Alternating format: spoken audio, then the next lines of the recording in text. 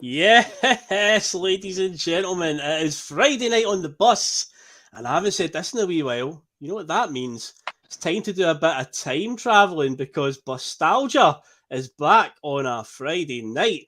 And as it turns out, tonight's season that we're looking at, I suppose you can't really say it's that nostalgic because it was literally going on just last week. But hey, if you stumble across this video sometime in the year 2027, then I guess it'll be quite nostalgic for you. But yes, we're going to talk about the season that just passed because at the end of last week's show, when I was talking about things we're going to do over the summer, I says next week we'll do a show on the next Friday feeling we'll look back at the season, and then of course a light bulb goes off over my head, and I was like, hey, wait a minute. I've done a show in the past, a format where I look at whole seasons. Why don't I give the most recent season the Bustalgia treatment? And that's what we're going to do tonight.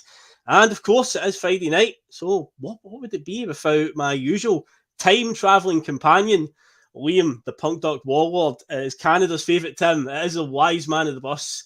How are you tonight, sir? I'm very good, thanks. Do you know over in Canada, all forms of transportation is legal? So, and I mean that in every way, you know. I'll bit of time traveling, Phil. It's good to do this again. It's some of the stuff you pull out, like without even referencing, it always amazes me. And so it's a good laugh to be on the bus, and I think this is the one as well where the people, the viewers and all that watching get to sort of see some fun ones. I used to love reading the commentary and I would laugh my head off at some of the stuff that just people's memories or what that triggers. And so enjoy yourself, go through a different few space tunnels tonight. Yeah, indeed. And it was quite weird putting the notes together because when I was looking at where the world was just a year ago, I was like, oh shit, was that a year ago? Time is a strange beast when I was putting these headlines together. But yes, we will get into that in due course. But of course, before we do that, folks, remember to do all that good stuff to help us out. Hit that like button, helps us out with algorithm, CSC, gets us recommended and more people's YouTube videos, Celtic fans out there. So spreads the word of the bus far and wide. Obviously, get involved in our comment section tonight, like so many of you are already doing. Hit that subscribe button if you're brand new to the channel and you have you've not done so yet, then that would help us out massively as well. And of course, share the link of the Boise Bus far and wide. And that helps us out too. And of course, head over to piesports.com. Even though it's a different background now, a new snazzier background, the logo's a different shape now. I still can never get it right when I point. I think that way. Anyway, head over there, bus 1888, and get 12.5% off your order. And with that said and done, it's time to get into Bustalgia. But I guess the first thing I need to do, Liam, is I need to address the elephant in the room because long-time viewers might be wondering, where's this show been? Why did it disappear into the oblivion? Well, I will level with you, dear viewers. Gather round, for I shall tell you a tale. I did something that the Celtic board were not very good at.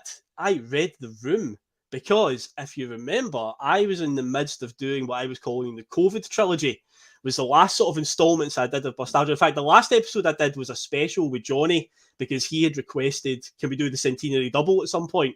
So me and Johnny did one back in October, I want to say, for the centenary double. But I was in the middle of doing the COVID trilogy, and I'd done part one, and I'd done part two. Part three was going to be the Ange Postecoglou era. And I noticed at the time, with what was going on, and this is going to be referenced tonight, it's going to be mentioned, reading the room, I noticed at that time, tension was really starting to build towards Brendan Rodgers, and there was still a real love-in for Ange Postecoglou, and I thought, if I do a show basically dedicated completely to Ange Postecoglou's 2 seasons at a time when it was still on a knife edge with Brendan at that point of the season, I thought, do you know what? I'll just put it to the side for the time being. We'll come back to the Ange Postecoglou years at some point. That will definitely get done. We'll round off the COVID trilogy at some stage. But yeah, I thought we'll just park Bustalgia just now. I'll save it for later and we'll get back to it. So that's where Bustalgia's been. I genuinely just read the room because I noticed a lot of tension towards anti-Brendan sort of chat over online and whatnot was building, and because Ange Postecoglou had so much exposure because he was literally just down the road and we couldn't escape him, and Tottenham had an amazing start to the season, it was like everyone was still pure pining for him. So I just thought, you know what, we'll just leave it aside for now, come back to a later day. So that will get done at some point. But tonight we are talking about the season that has just passed because it was a slobber knocker of a season, Liam, to say the least. Slobber knocker. I mean, I know we won by 8 points, but it just felt closer than that, and it didn't feel that it had to be that way. We had just came off winning a treble, and just going back to seeing some of the aggression and the just aggressive moves for the board, for some of the initial coaching, to some of the player selection, things like that. It's just like, oh Christ, okay. I thought by getting Rodgers, we were starting, okay, we've only lost 5% momentum or 10%. He should be able to take what Ange did and just forward it. Just forward it. Just take everything you had, replace a couple of players that left. We didn't need an entire rebuild. We were treble champions. And so for me, that's how it was a slobber knocker. It was that because it was awkwardly troublesome, and it seems like it was a lot of it was created by the board, and it was not as if there were only about 20 odd podcasts that were like forming that narrative, like, you know, you're giving the job to your son. What?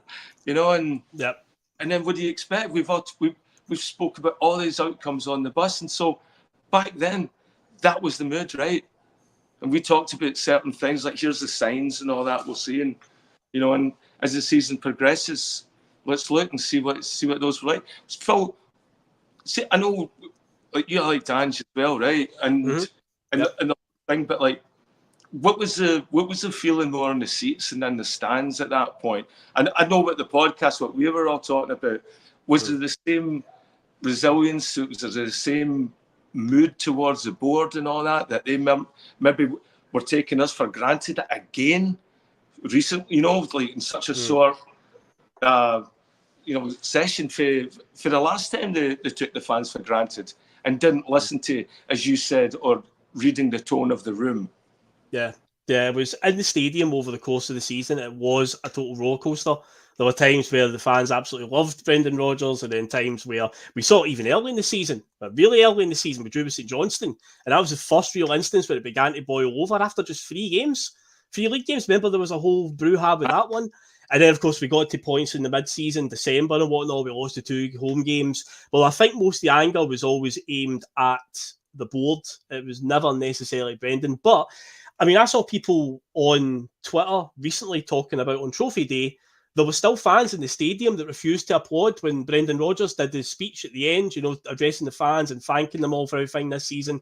When there were still fans that were standing like that, it's like, no, and I'm like, wow. So there is still a contingent out there. But as I said earlier on, when it came to doing the episode of Bustalgia, which was at the time going to be about Ange, and tension was still quite awkward towards Brendan, I thought, yeah, we'll probably put that one aside for the time being. Now is not the place for it. But yeah, we will now address the 2023-24 season because, yeah, as I said, absolute roller coaster this season. So let's do it. Let's dive into it, Liam. So let's get in the time traveling machine and go back the shortest distance we've ever done on Bustalgia. Let's go back a year, just to the summer of 2023. What was going on in the world just a year ago?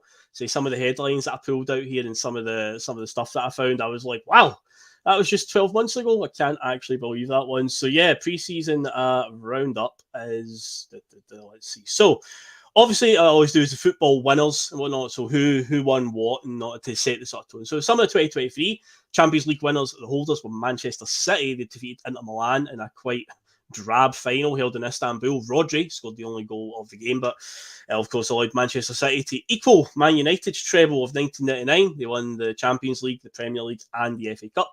The Europa League, it was once again Seville who won the cup. It was their 7th. Yes, 7 Europa Leagues. God, Seville, share the love, come on. And it makes it even more astounding because they've won all 7 of them since 2006. Jesus, that is dominance. But they beat Roma in the final. They drew 1-1 in Budapest with Jose Mourinho's Roma. The significant bit about that game going into it was Seville had never lost a Europa League final, and Jose Mourinho had never lost a major European final. Every Champions League or Europa League final and Conference League final that he'd been to, he'd won. So somebody's record was going to go. And a lot of Mourinho's shithousing on the night, of course. But in the end, Seville would go on and win it on penalties. And the Conference League was picked up by West Ham United. Jared Bowen scored a 90th minute winner to beat Fiorentina, who also lost this season's Conference League final to Olympiacos. So they've had 2 in a row. They've lost, but West Ham won it last season. They beat Fiorentina 2-1 in Prague. David Moyes picking up a trophy, and for his troubles, a year later, he's been sacked. Funny old game, isn't it? The big winners across the continent as well in the major leagues. I say England, it was Manchester City. They won the title again. They won a treble. Obviously, we were the champions in Scotland. We won a treble as well. In Spain, it was Barcelona. They won the league by 10 points in 2023. They actually lost the league by 10 points this season to Real Madrid. In Germany, it was Bayern Munich that won the title on the last day when Dortmund had an absolute disaster and bottled it. In Italy, Napoli won the title. It was their first title since the days of Diego Maradona was playing for them since 1989. Napoli won the title for the first time in 1987, and they won it again in 89 when Maradona was there. And then they didn't win it again until 2023. And this season, they finished 10th. So they had a very, very poor defence of the title. In France, it was Paris Saint-Germain. In Holland, it was Feyenoord. That would be significant for this past season because we would end up crossing their path at some point. And yes, in Portugal, it was Benfica. There was also a World Cup during the 2022-23 season, spliced in the middle of it. It was won by Argentina. They beat France on penalties. An absolutely epic final that ended 3 apiece. Now, world transfers, where there's a type of transfers we can only dream of, Liam. The big boys. Can you remember what the biggest transfer of last summer was? I'll give you a clue. He's very topical right now this week in the world of football. Oh, it wasn't Harry Kane, was it? It was one of the big ones, but it's Jude Bellingham. Jude Bellingham was the biggest one. He, of course, transferred from Borussia Dortmund to Real Madrid, and tomorrow they are playing each other in the Champions League final. So it's the Jude Bellingham final. So that should be interesting for him. That would be quite a emotional roller coaster for him. But yeah, tomorrow they are playing that. So yeah, a year ago, he of course transferred to Spain. As you mentioned, Harry Kane, he swapped life at Tottenham for Bayern Munich. And Declan Rice, who of course lifted the Conference League as the captain of West Ham, he quickly moved on to Arsenal for 100+ million. But the biggest transfer in England was for Brighton midfielder Moises Caicedo, who moved to Chelsea. Another massive Chelsea transfer fee. And he's kind of flattered to save, which is the story of Chelsea. When they sign players, they tend to ruin them. Also, what else happens? Well, Kai Havertz traded life at Chelsea for Arsenal. Usman Dembele went from Barcelona to PSG. And of course, Liam, Saudi Arabia was still dipping into the transfer market, trying to spend big bucks, and Neymar was the biggest transfer last summer. He actually had the Crown Prince of Saudi Arabia sent a private jumbo jet to pick him up from Paris. Quite lavish, eh? My God, I mean, it's some lifestyle they get to there. Some of the pictures you see them walking about, and this is their house, and yeah, the one that stuck in my head is like you see them. All the big fights are doing in Saudi Arabia as well, right? All the boxing and stuff, and you can see it taking over that part of football. We said it on the bus before. Well, it won't be long. They'll be playing in the Champions League soon. Guarantee it. Yes, yeah, I agree. I think it's only a matter of time. If these big players keep going to the Middle East, UEFA are going to be like, we want the best players playing in our Premier competition. They'll find a way. But yeah, when Neymar transferred to the Crown Prince of Saudi Arabia, sitting his own private personalised jumbo jet to pick Neymar up from Paris and fly him out to Riyadh or whatever it was. But the other story from Saudi Arabia was they did try to sign, one of the Saudi clubs did try to sign Kylian Mbappe, which looked like it was going to happen. It was going to be one of the most bizarre transfers ever. They were willing to pay over £300 million to sign him, for him literally to leave this summer on a free transfer, because he and the PSG hierarchy had a falling out. He wanted to go to Real Madrid last summer, but eventually he stuck it out. He's now going to transfer to Real Madrid imminently, as it's expected, on a free transfer and walk away for nothing. But last summer, one of the Saudi clubs was very, very close to making it happen. And they would have been quite happy to just spend that money and for a year later for him to walk away. Unbelievable. That's where we are in the world of football these days. Mental. Here's a part of the show where I show my age at 38, when I'm so out of touch with music and whatnot, because when I did these wee bits of nostalgia, I get to what was number one in the charts, and I was doing some earlier episodes, earlier seasons. It's like, oh, I remember that song. I don't know anything about this. So apparently, I'm told that when the season kicked off on the 5th of August 2023 last season, when Celtic beat Ross County 4-2 at Celtic Park, Apparently, UK rap star Dave, yes, that's literally his stage name, Dave. He was number 1 in the charts. American R&B artist Travis Scott was top of the album charts. And number 1 at the movies. Can you guess what number 1 at the box office was this time last year, Liam? Oh, it's got to be some superhero. I don't know, Christ. Couldn't be further away from it if you tried. Hotel Transylvania too. Barbie. It was Barbie. Yes, this time last year, we were in the midst of Oppenheimer versus Barbie. That was the big story of the movies. So at this point, when the season kicks off in August 2023, yes, Barbie starring Margot Robbie was number 1 at the box office. So there you go. Some news headlines from the summer of 2023 during the preseason. In May of 2023, Charles was crowned as the king. In June, this surprised me, by the way. I was like, oh God, this was a year ago. The OceanGate Titan submarine imploded on the way down to visit the Titanic. Remember that whole thing? Yeah, the CEO, billionaire owner of the company, Stockton Rush, who, as it's been found out in the sort of the investigation afterwards, he cut a few corners here and there. He wasn't one for listening to safety guidance when he was told. This probably isn't a good idea. He literally had like a modified like game controller to operate the sub. And it's like, are you kidding me? Are you absolutely kidding me, man? Come on. So yes, he and 4 others perished on their way down to see the Titanic when the submarine imploded. And when you hear the... How did our board completely miss this guy? This guy seems like he's been right for Celtic. Could be a Lyle or a Strachan. Yeah, cutting a few corners here and there, save a few pennies. Aye, why not, eh? No, but yeah, that was a year ago. That was June 2023. So we were, I thought it was, I knew it was in 2023, but I thought it was earlier in the year. I was surprised it was in the summer, but there you go. It was 12 months ago. Another headline from June as well, which is quite relevant, is the Scotland national team got a quick-fire double in Oslo to beat Norway 2-1. Erling Haaland and all. Erling Haaland, of course, had put Norway ahead, and then he gets subbed off because Norway felt that the game was won. And then Lyndon Dykes and Kenny McLean scored 2 goals in 1 minute and 44 seconds for Scotland to go and win it. And of course, in a week's time, Scotland will be kicking off at the Euros against Germany in the opening game, while Norway will not be there. But that was one of the many good wins that Steve Clarke and the boys had along the way. As I said, the big story with the pop culture really was we're right in the middle, during July particularly, we were right in the middle of the Barbieheimer fad. You know, did you go and see Barbie? Did you go see Oppenheimer? Did you go and see both? Yes, Barbieheimer was the thing.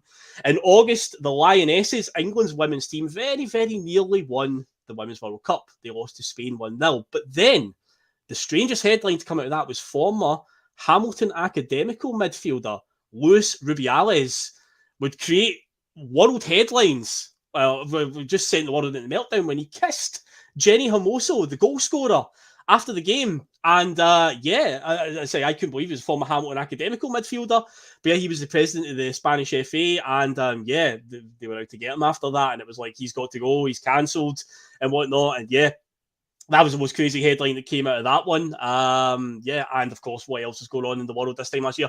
More of the same of what's going this year, or right now: Tory incompetence, war, cost of living crisis, all these types of headlines are a mainstay. So yeah, a year ago, pretty much the same, not too much, but yeah, a few interesting stories there. But yeah, I remember in fact, here's a story. See that Luis Rubiales, I'm saying he was a Hamilton Academical player. Apparently, the last ever game he played in professional football was for Hamilton.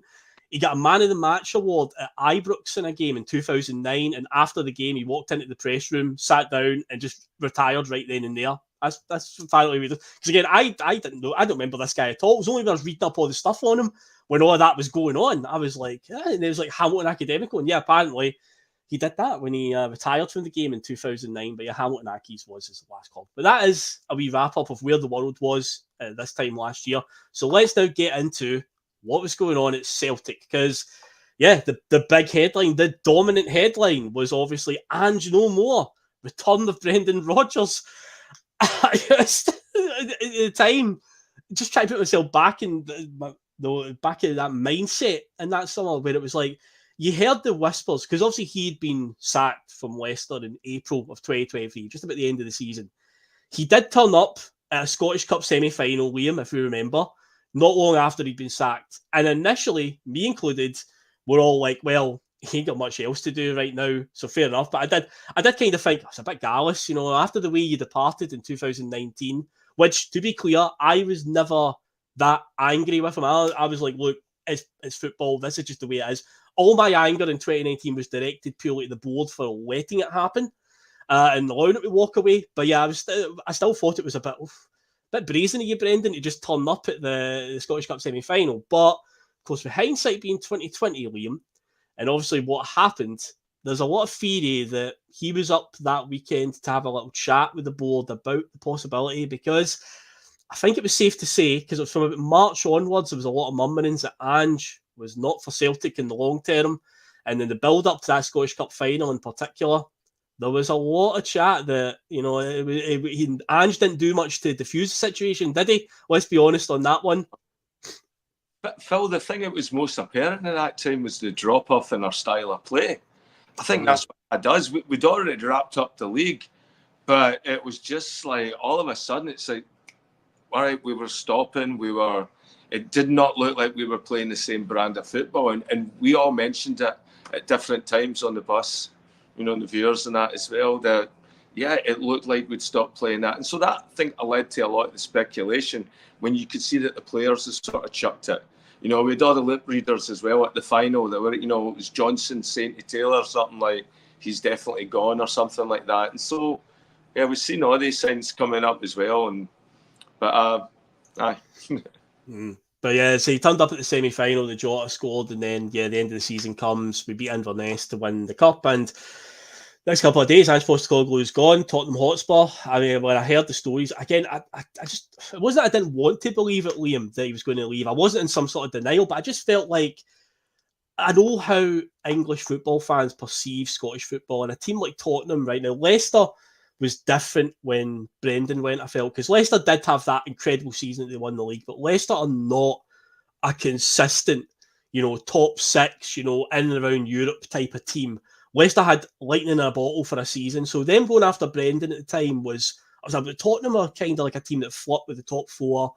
They aim to try and be successful, win cups and whatnot. So I always felt like I don't think Daniel Levy will go for that, because he knows how the fans are going to react. What are you doing, appointing the Celtic manager? Or so what? He's won a couple of cups in Scotland. Who cares? They won't go for that. But incredibly, they did. But of course, the story is as well, Tottenham approached a few different managers, including a manager who we would play this season, Arne Slot, the Feyenoord manager, who is now the Liverpool manager. He was one of the ones he approached as well, and they all knocked him back. So it felt like manager was maybe down the pecking order. I don't think he was Daniel Levy's first choice. But yes, in the end, Tottenham obviously made the approach, and Ange decided to go. And again, no hard feelings to him, much like how I felt when Brendan left. This is business. This is just the way football is nowadays. I accept where Celtic are in the food chain, essentially. And yeah, I say Ange, I've got no ill feeling towards him. 2 amazing years, 5 trophies delivered. But Brendan Rodgers coming back, as I've said many times on the show, particularly Bustalgia episodes, when we talk about Brendan Rodgers' season, I very starry-eyed reminisce about Brendan Rodgers' first time in charge. Yes, I do accept that the football did get quite turgid near the end. I do accept that, but that first season, oh man, the invincible treble. Oh, how I wish every season could have been like that. I absolutely loved it. And to see him coming back, I was so excited, Liam. So excited. I remember yourself doing a few shows as well at the time. We linked a few different names. I know Kieran McKenna's name came up, the Ipswich manager, who, of course, in the last couple of weeks has been linked to Man United and Chelsea. He's just got Ipswich promoted to the Premier League. There you go. A year ago, we were kind of like, Kieran McKenna? Who? And yeah, now he's kind of a big deal. But yeah, there's a few different names flying around. I know that the Bodo Glimt manager was one that lots of fans are still pining for, because he beat us in that game in 2022. But Brendan Rodgers, were you shocked that he was actually going to do it? I mean, I've got to say, it took balls, I think, to do it. From Brendan Rodgers' point of view, I think it was quite a ballsy move, because he knew, and he's acknowledged it many times now, and the club have even acknowledged it in little montage videos they've done, it was going to be difficult. It was going to be an uphill battle. Yeah, I think my age, Phil, do you know what? I'm skeptical. I'm skeptical about everything. You see, you've seen this sort of stuff play out before many, many times. A lot of guys my age should tell you that, But, it just seemed like, was it ballsy? No, really, because he went back to the drawer of resumes that he already knew. We went for an appointment that had already been there, already done that. So it was a very comfortable move. It was a very safe move from their board as far as what their, the way they were concerned. It was safe. I think it was a risky move just to see how it would divide the fans. And again, it was just another thing where you sort of, as a fan, it's like you're taking for granted again. It's like, well, wait a minute, there's fans that are, how are you going to discuss this with some of the fans that thought he left us in that way? I mean, I think a lot of people, I don't think it's as binary as like, oh, okay, I don't want Brendan or I do want him. I think it goes back and forward. It's non-binary in that sense, where it's with Brendan. Like, I was happy he came back because there was certain things of Brendan I missed, and then when Brendan was back, I was like, oh Christ, what a pain in the ass! I forgot he did this and this, yeah. And some of his substitutions were baffling and that sort of stuff. So it was easy. Like the entire season, I was going back and forward. Do I love him, hate him? Do I love him, hate him? And but all that happens when you break somebody's trust. You throw people unconditional love, and then as soon as you break your trust that time, and something as big as that. I mean, we weren't, carrying cardboard statues of him, like, when Steven Gerrard left. Yeah. But there was people, everybody, a lot of people are really sad that Brendan left, telling people, I'm here for the 10 and, all that as well too. So you're never going to be best pals again right away. It's going to take a wee while to build that trust back up. And, sure what is, if he left because of the board or he's back because of the board and the board's helping him or the board's no helping him, it just seems like, from our point of view as a fan, he had all the leverage. So, okay, so how much is this you and how much is his board? And if you had all that leverage, how do you know we'll be able to apply it? Because that would have brought you back a lot of that trust for the fans. Aye, well, and of course, remember all the stuff that he said when he came in on his initial, return. Sat there and talked about how he was happy with the recruitment, the structure. Talked about how he's been watching every Celtic game since he left. So again, you felt like, okay, he's got to have came back for reason, because most fans' perception was, and mine included, I said earlier on, my anger in 2019 was aimed at Peter Lawwell and the board for allowing a rift to develop and not giving Brendan what he wants, and no wonder he's walked out on yous. But when he came back, my first thought, like many, was, well, he's back. There has to be a change in the mindset here. There has to be a new direction. There has to be serious money getting invested. Because, hey, we were in the Champions League again, guaranteed. And he's sitting there at the press conference talking about he's came back, so he wants to do something in Europe with Celtic. He wants to make an impact for Celtic in Europe. So that was one of the things he said. And then, of course, he stood outside the stadium and he said the famous words, which could have easily backfired, but it didn't in the end. He backs himself, and that's fair. When he came out and said, for those I still have to convince, I'll see you back here in May. Because compared to when he first came to the club in 2016, where there was thousands upon thousands of fans, he had to open up the stadium to let them in. There was about, as he said recently in an interview, there was maybe about 200 fans outside the stadium. So he knew himself, and he admitted that enough times. He knew what he was up against. But of course, Liam, we got a very quick indication about what the investment is going to be like. So here is a list of all the outs and all of the ins from last summer. So heading out of Celtic were obviously Jota. He took the Saudi riches. It hasn't paid off for him at all, to say the least. He didn't even get registered with his squad, Al Ittihad, because as the story goes, and again, you hear all different stories, but apparently they were very confident that they were going to sign Mo Salah on deadline day. And they had to then clear, because there is still, even though they are recklessly spending money out there, apparently they do still have some regulations around squad requirements where X amount of homegrown players have to be registered. Well, allows the Saudi players to at least develop, so they're only allowed to register a certain number of non-Saudi players. And because Al Ittihad were convinced that they were going to get Mo Salah, Jota was the one that got unregistered, meaning he could only play cup games and friendlies until the next window, and apparently they didn't register him again in the January window anyway. So he's still out there now. Will he get a move this summer? Will he come back to Europe? Who knows? But it was obviously a big blow to lose him. I understand why the club took it. Yeah, I get it. But it's just, it was a sore one to lose him. Carl Starfelt obviously left as well. There was a few reasons behind that. Obviously his missus, she transferred from the women's team. Jacinta, remember her? Yeah, she moved to Sporting Lisbon, so he went to Celta Vigo in Spain to be a bit closer to her. Plus, he also gave us 2 decent years. I mean, I always stood up for Carl Starfelt. I know he definitely had his moments, but I always felt if you asked him to do the basics, I felt Starfelt was good. When he was allowed to dwell on the ball, that's when you saw the bad side of Starfelt. A bit like Liam Scales this season. If Liam Scales is asked to just go and slide tackle somebody and just win a ball, whatever, just just doesn't have to think about it, just react. Liam Scales can do it pretty well. When Liam Scales is allowed to dwell on the ball and carry it out of defence like Carl Starfelt, that's when things can get a bit ropey. But anyway, Starfelt, he departed. Aaron Moy retired. That little purple patch that he had after the World Cup the season before, where he was excellent from about January to like March. He was unbelievable when he came back from the Qatar World Cup. And he got injured, and then he came back into the team and just wasn't the same after that. He retired in summer. He just completely just walked away for the game. But we also finally got off the wage bill. Barkas, Sorrow, and Ajeti. They were all gone. Haksabanovic was loaned out to Stoke, and the youngsters Boston Lawwell, Ben Summers, and Adam Montgomery all went out in the summer. And so, looking at those, Liam, obviously Jota is the one that stands out. So again, putting yourself back in your mindset at that point in time, when Jota leaves, a huge player like that for huge money, you're obviously thinking, what I was definitely thinking, well, surely to God, there's going to be a hell of a replacement coming in. We've got the money. We've got it. You've got to imagine there's going to be something big round the corner here. We can't let a player of that caliber go and not go to replace him, surely.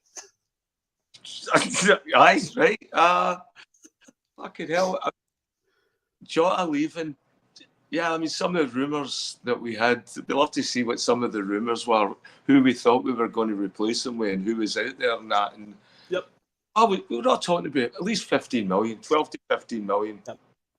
We'd be looking for Do you remember the name who was very much rife? Daniel Podence, who this week won the Conference League with Olympiacos. He was one of the names that was very prominent. Aye, so I mean, that's the sort of people we're looking at. Somebody that would show up and be able to play Champions League football. And the boys we got, the boys that we brought in, we went right back to, that, again, what's been called a signing structure that's been revealed now, right? That it was like we wanted people 5k a week or something like that, or 11k maximum, and, being able to, get a sell-on value and all that. It was like somebody trying to play Moneyball rather than looking at it as can these boys actually develop us and involve us more in the football side of things.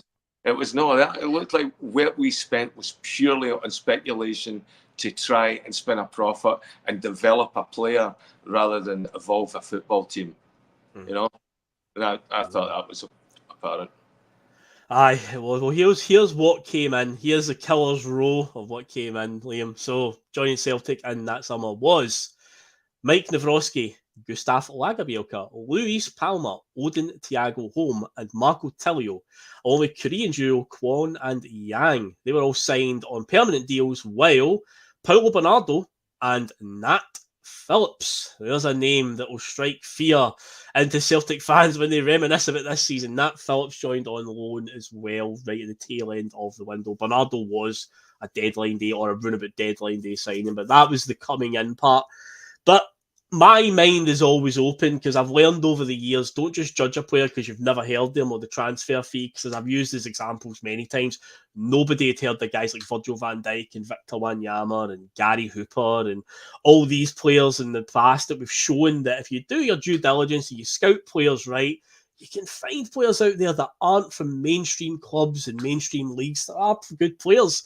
But somewhere in the mid-2010s, it seemed like our transfer policy just kind of went a bit skew with relying too much on City group loans and whatnot, and going down this route of always looking at project players. But again, with hindsight being 2020, now we know how the season's panned out and how these players panned out. But going back to the summer of last year, these guys come in, you've spent nearly $4 million on Nawrocki after losing Starfelt. So right away, that looks like, okay, that's going to be the replacement there.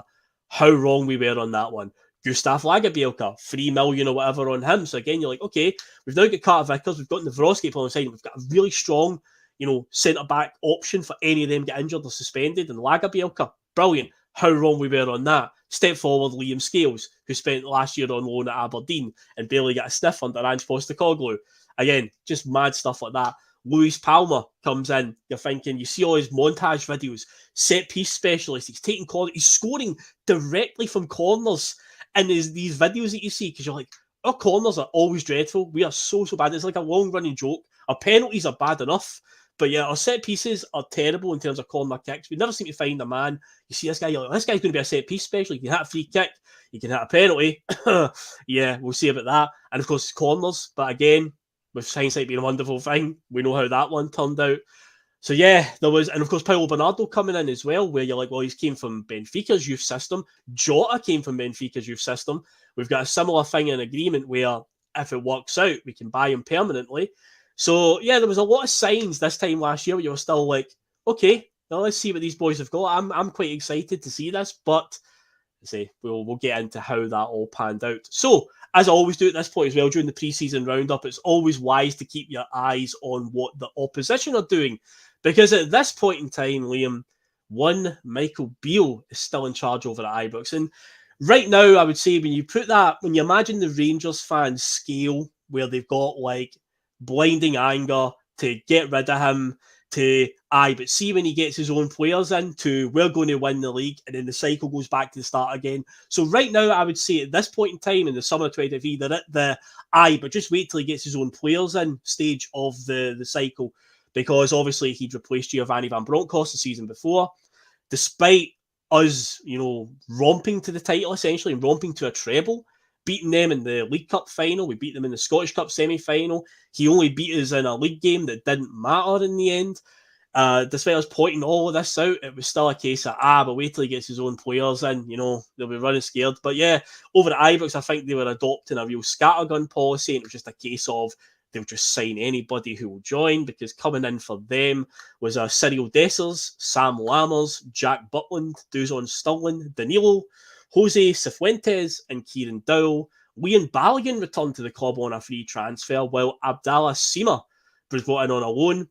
And it was pointed out, I can remember at the time, many fans pointed out, and again, Rangers fans did what they do best, Liam. They took their fingers, put them in their ears, and they're like, we're not listening. Whereas like Dessers, Lammers, Danilo, add up all of their goals last season, and it still is not as many as Kyogo scored. So the warning signs were there that these three guys aren't that good. And of course, in Sam Lammers' case in particular, I think Rangers fans would find out pretty quickly that he was drab. Obviously, Butland worked out pretty well for them because, for whatever reason, Rangers have a habit of always finding good goalkeepers. And I'd say that boy Sterling looks all right for them because he's a good utility player. But yeah, very scattergun from them. But hey, as I said there, on the cycle, on the Rangers fan scale, we're currently at the wait till he gets his own players in. So now he's got his own players in. So Liam, as it stands, there is no excuse now. There's absolutely no excuse for one Michael Beale heading into this season. But don't worry, all the excuses are going to be coming right down the road. So pre-season wise, what did Celtic do? They headed out to Japan because obviously that was arranged when Ange Postecoglou was still the manager, and a wee tour to the Far East. So Brendan had to obviously pick up the pieces and take us out there. We had an absolutely bonkers game against Yokohama F. Marinos. We lost 6-4, just your 10 goals in that game, as you do. Dyson Maeda scored a hat-trick in that game. And yeah, we lost 6-4. Scored 4 goals and still didn't win the game. How's your luck? We also beat Gamba Osaka 1-0. If you can remember the goal from this, Liam, by Bernabai, where he chased down a loose ball, the goalkeeper. Well, was it a goalkeeper or defender went to kick it away and it bounced off him right back into his path and he scored? Aye. Oh, Bernabai. God, what a man. We drew 1-1 with Wolverhampton Wanderers in Dublin. And then, this is a significant one. Keep a note of this one, folks, for later in the show. We had a game against Athletic Bilbao. It was a testimonial for one James Forrest. So you would think that, thanks James Forrest for all your services, but no, keep that in mind. We won the game 3-2 in the end. But yeah, James Forrest might have something to say in how this season panned out. I say keep note of that one for later. But now we've done all the pre-season, we've done all the news.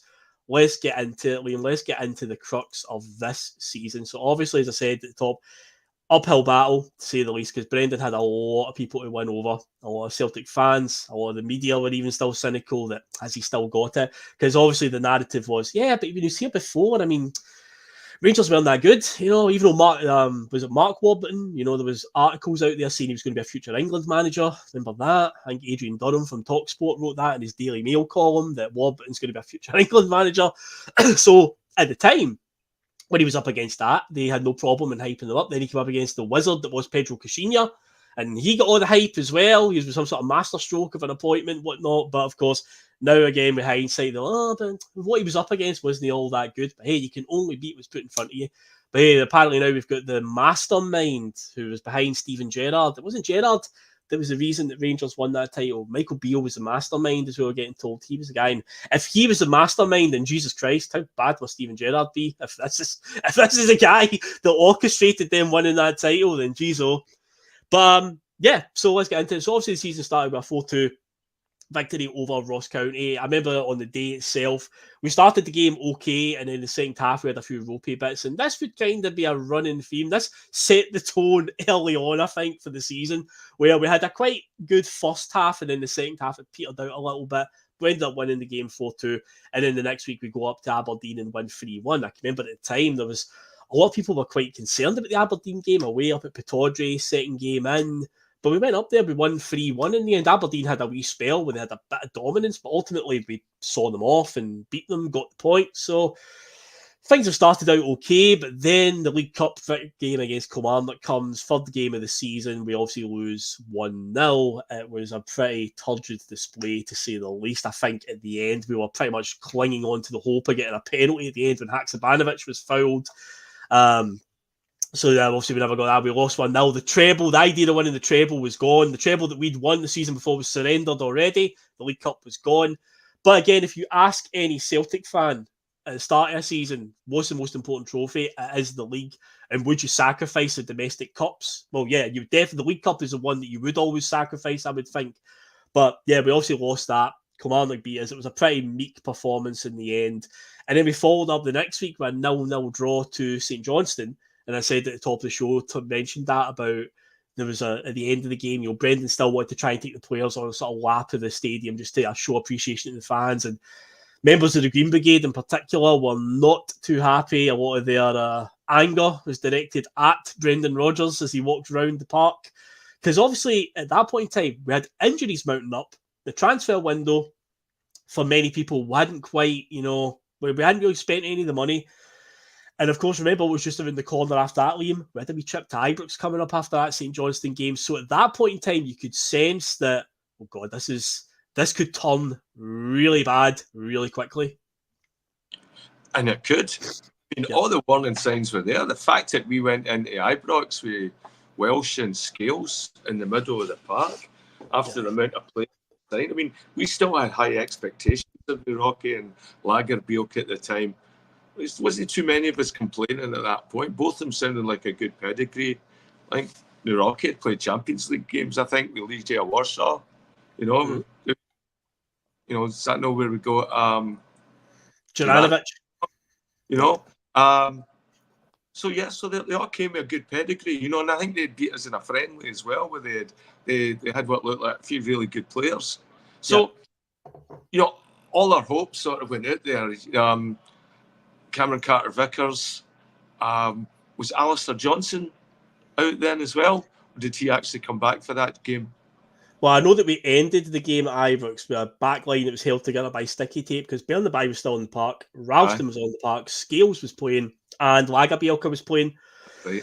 Because Lagerbielke and Scales ended up playing like 9 domestic games in a row and didn't lose, I think it was. They didn't lose or they didn't concede a goal. It was something like that. There was some mad stat because Lagerbielke's like disappearance was quite harsh. Maybe it wasn't much as 9 games, but it was like 5 or something. But yeah, there was a wee run that they had where they didn't concede a goal. It was like the 0-0 with St Johnstone it started on, even though, yeah, we didn't win the game. They didn't concede a goal. And then they played like the next bunch of games together in the league. And yeah, they didn't lose. But it was Lagerbielke, Scales, Bernabei, and Ralston ended the game at Ibrox as the back 4. But yeah, it was a bit of a ropey one, to say the least.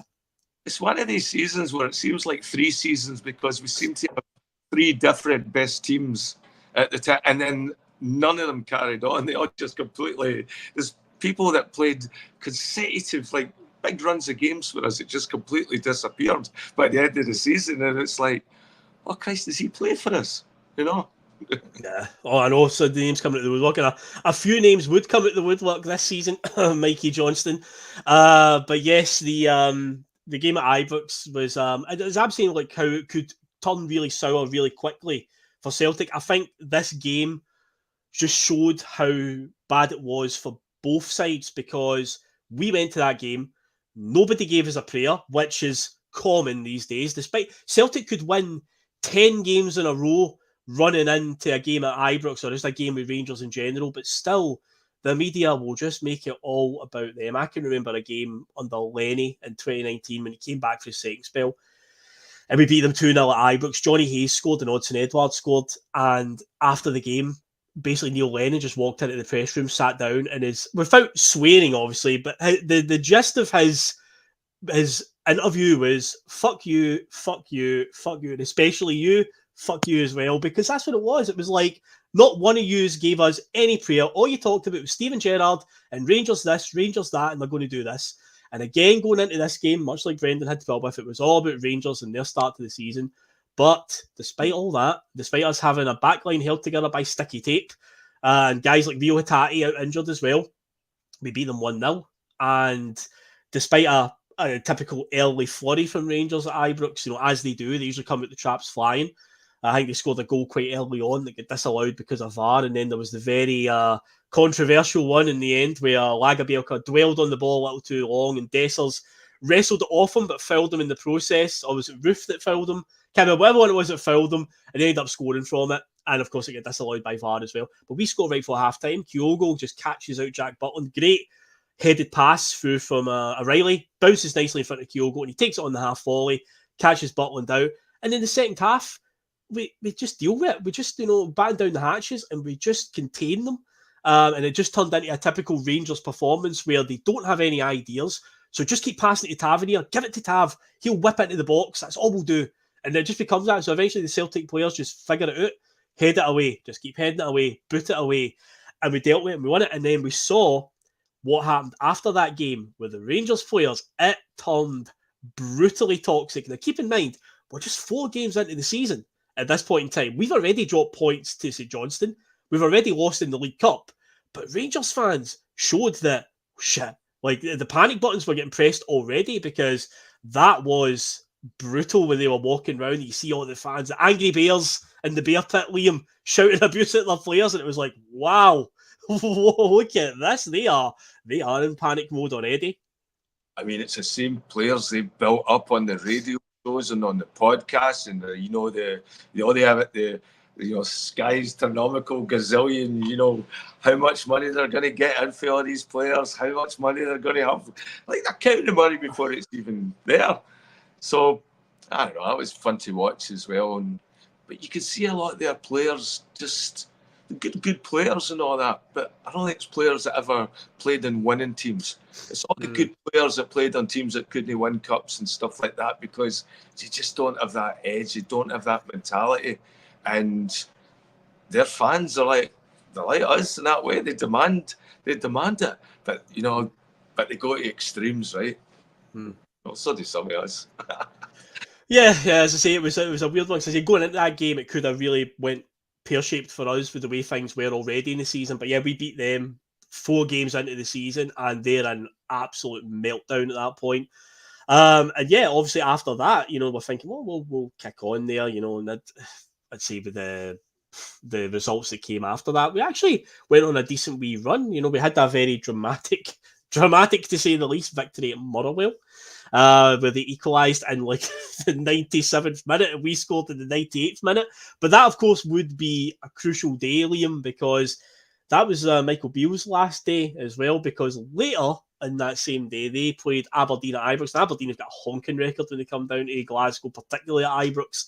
And yeah, Aberdeen beat them 3-1, and that was the end of Michael Beale. 7 league games into the season, but he'd also overseen them in Europe as well, where they lost to like that part-time Cypriot team, was it Limassol or something as well. So, but yeah, there you go. Just like, what was that, September that happened, and just a couple months before, they've given him all this backing, where they've gave him all these players. They've just signed like Lammers, Dessers, Danilo, Dujon Sterling, Butland, and they've brought in all these guys.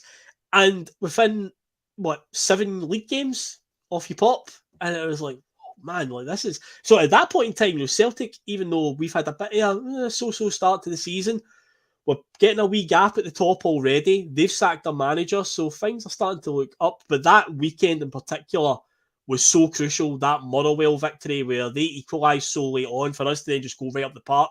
And Matt O'Reilly scores at the back post. And then I think for their point of view, for Rangers' point of view, they see that scoreline come in because we kicked off at lunchtime that day.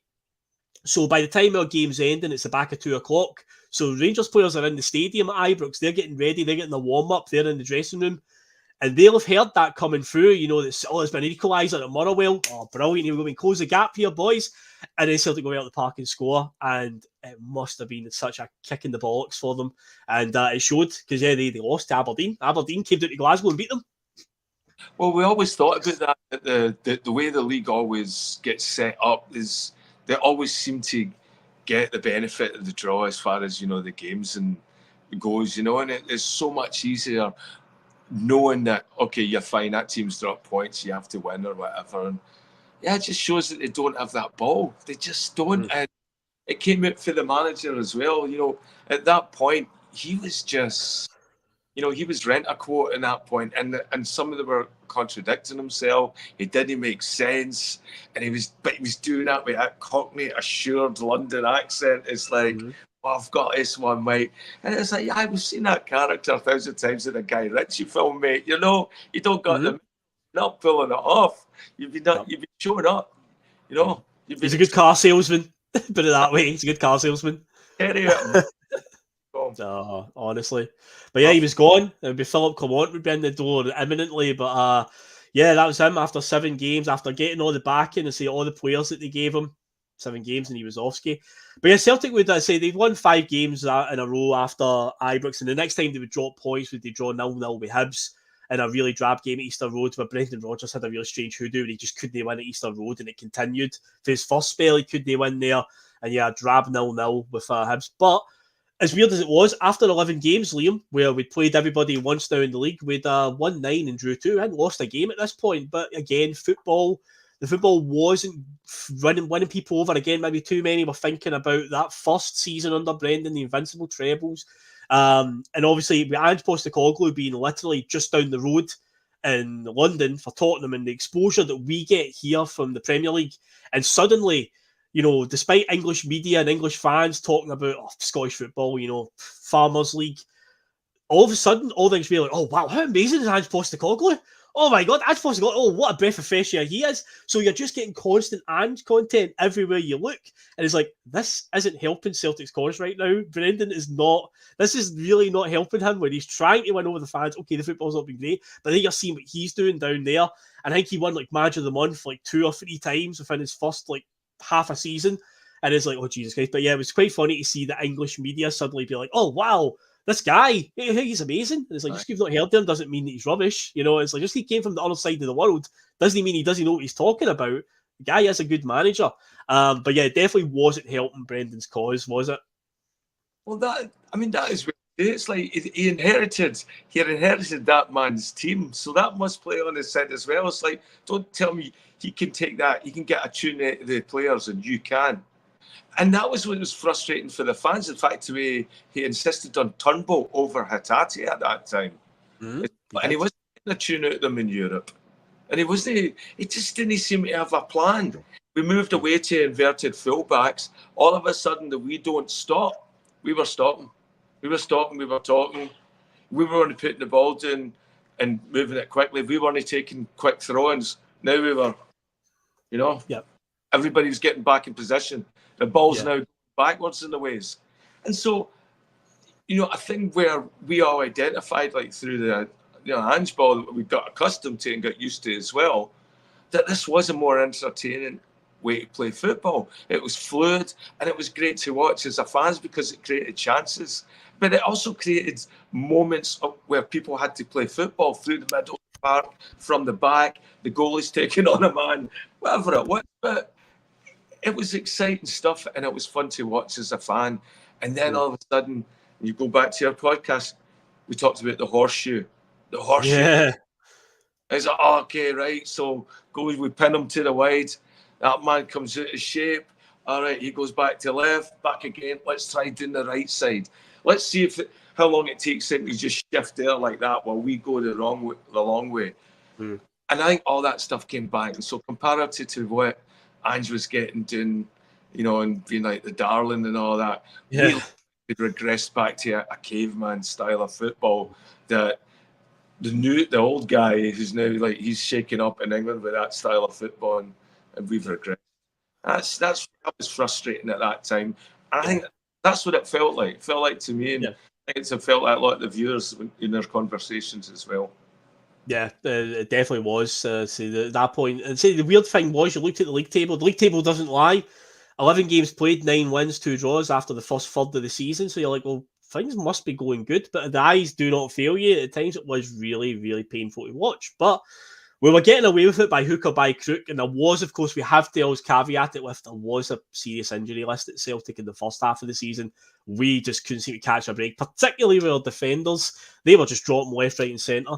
But you mentioned Europe there, the E word. So let's obviously talk quickly about that. And of course, it will be quickly because there wasn't much to talk about. But the old adage of fail to prepare, prepare to fail. And once again, Celtic did indeed fail to prepare because the players that we brought in just weren't it. Although Brendan Rodgers did say that he felt that we were, he felt we were competitive. And there was a few games where you could argue that for most part we were in games. But in typical Celtic fashion, I say this all the time, Celtic doing Celtic things in Europe, only we, and maybe it's just because I'm a Celtic fan, there might be other fans out there in Europe who watch their team play these games and think, God, only my team could do this. But I just feel like Celtic concede the worst and the stupidest goals in European competition. I don't know how we keep doing it every year.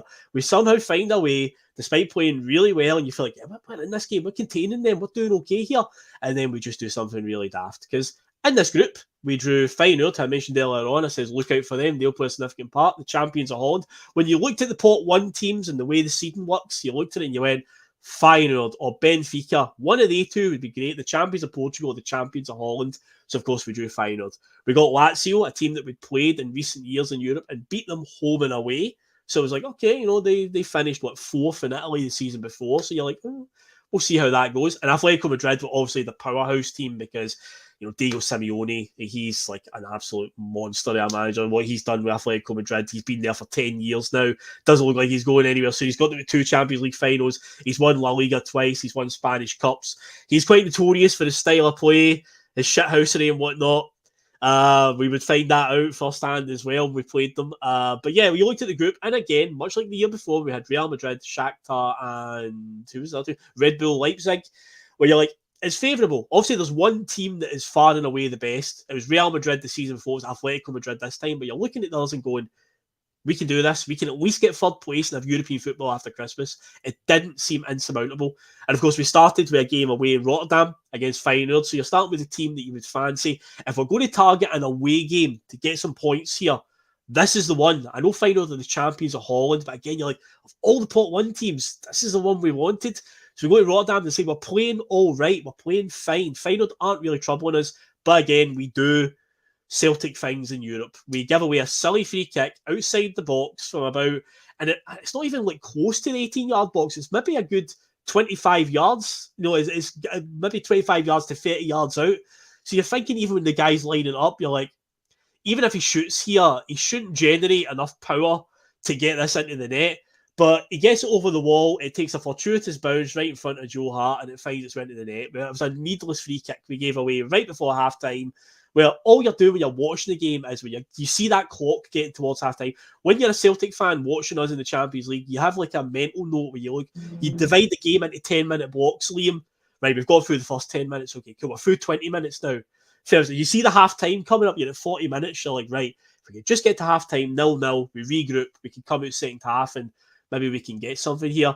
And then, of course, we go and shoot ourselves in the foot. And then in the second half, Liam, it just goes to bad to us. We get 2 players sent off in quick succession. Lagerbielke gets sent off for a second booking. Thiago Holm is sent off for a straight red for a really reckless challenge. We also concede a penalty, which Joe Hart actually saved, which gets easily forgotten. But we're up against 11 men with 9, and eventually the roof comes caving in. We lose 2-0 in the end. And as I say, Liam, a typical Celtic in Europe performance where what could have been if we just did this a wee bit better and this a wee bit better. But again, typical bad Celtic luck as per. Yeah, underwhelming. The persistence of playing with Matt Phillips. You can't talk about the realities of Celtic that without mentioning, the COVID-free Shane Duffy.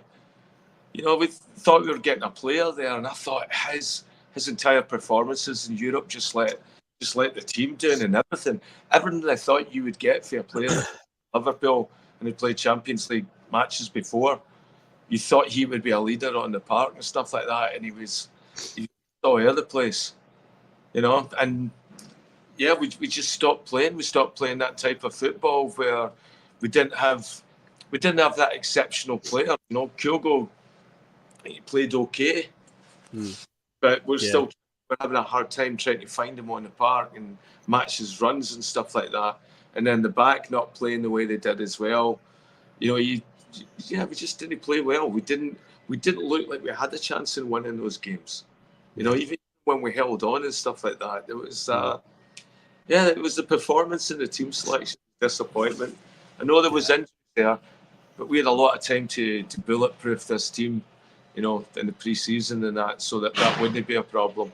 Everything else that we did when CCB didn't come back looked like we were just like putting tape on things. We didn't look like we had a clear plan to make this team better. It was just to keep it the same as before. And I think that really, really showed up in this year's Champions League. Also know as well, just on a note, Phil, tell me what you think. No. I think referees the last 2 Champions Leagues have been overly harsh on us. Yeah, definitely. Stuff like that and the handballs and, just really, really harsh, Yep. Well, we saw it in the Atletico Madrid game, the away one, when Maeda got sent off for that red card, and it was just like, really? That's a red these days? That would be the first time we'd see something like that happen this season. It would happen again later on, but the Maeda one was a mad decision. But European referees are very different. You can sometimes get one, they're a rarity, where they do let the game flow, but I find that European refs in particular are very frustrating. They do stop the game a lot, and they buy into, if you're playing against a team that does a lot of shithousing, they buy into it. They take it hook, line, and sinker every time. And we seem to play a lot of teams that are good at that. Atletico Madrid, who we played this season, a team that will go down, they'll feign injury, they'll milk it for all it's worth, and the referee just buys it all the time. We've said it enough times about Celtic in Europe. We need a stronger spine for things like that to stand up to that stuff. Give it back a little bit. But we don't. We always seem shell-shocked by it. We always seem to just be overly emotional and don't seem to rise to it. And referees take it hook, line, and sinker. And yeah, you're right. There's times of course, it was a referee decision in the next one, a VAR referee decision, which we lost to Lazio, and it was an absolute kick in the teeth to lose the goal in the last minute like we did. But coming out the stadium, for me, that wasn't the thing that sickened me the most. It was Palmer's goal getting disallowed 10 minutes before it, because we started the game really well with a brilliant goal for Kyogo, him and Matt O'Reilly linking up. Nice 1-2 play. He was in, he scores. Lazio get an equaliser. It's for a corner. Of course, we conceded that set piece. Guy gets a header and it goes into the Joe Hart's near post. I think another guy touches it on the way in, but it's a bit extra mash as it heads towards the goal. But the second half, I felt like, okay, we're in the ascendancy here and we're starting to really take control of the game. And you felt the momentum was really turning. And again, if you want to do well in Europe with Celtic, we've got to start making Celtic Park a bloody fortress. It can't be a tourist attraction. And you felt like the atmosphere was really building. The players were right up for it, and the fans were behind them. And then when Palmer scores that goal, oh my God, I think he spams every single celebration under the sun as well. He does everything. Like every emotion could come out. He's taking off his shirt, doing the Lionel Messi one, holding up his shirt to the crowd and all that. And then when you see the alert come up on the screen, VAR, check possible offside. And then when you actually see what the offside was for, the cross comes in. I'm going to say from Alistair Johnson, clear from the right-hand side. Daisen Maeda goes for an overhead kick on the edge of the 18-yard box. He goes for an overhead kick. It grazes off his shin, oh so slightly. And that's deemed a pass towards Palmer because it touched Maeda on the way through. And Palmer is slightly offside as a result of that because of that touch. If it doesn't touch Maeda on the way through, Palmer's okay. It is an astounding moment, and the atmosphere just it sucked the life out of the whole stadium. So even when they scored right at the death, it was just kind of like whatever, whatever. It's just like I was more sickened by that goal. That was a moment, or that felt like because Palmer at that point had started. You felt like there was something there with Palmer, but as the season went on, I think his confidence just dipped and fell off a cliff. But at that point, you felt like, oh, he's a big game player. He can really turn it on in these occasions. But yeah, I was so gutted for him, gutted for that night. See, that decision was just such a kicker. Oh, terrible. That could have really influenced us. You look at that, that's one of those changing points. We look at sliding doors and stuff like that.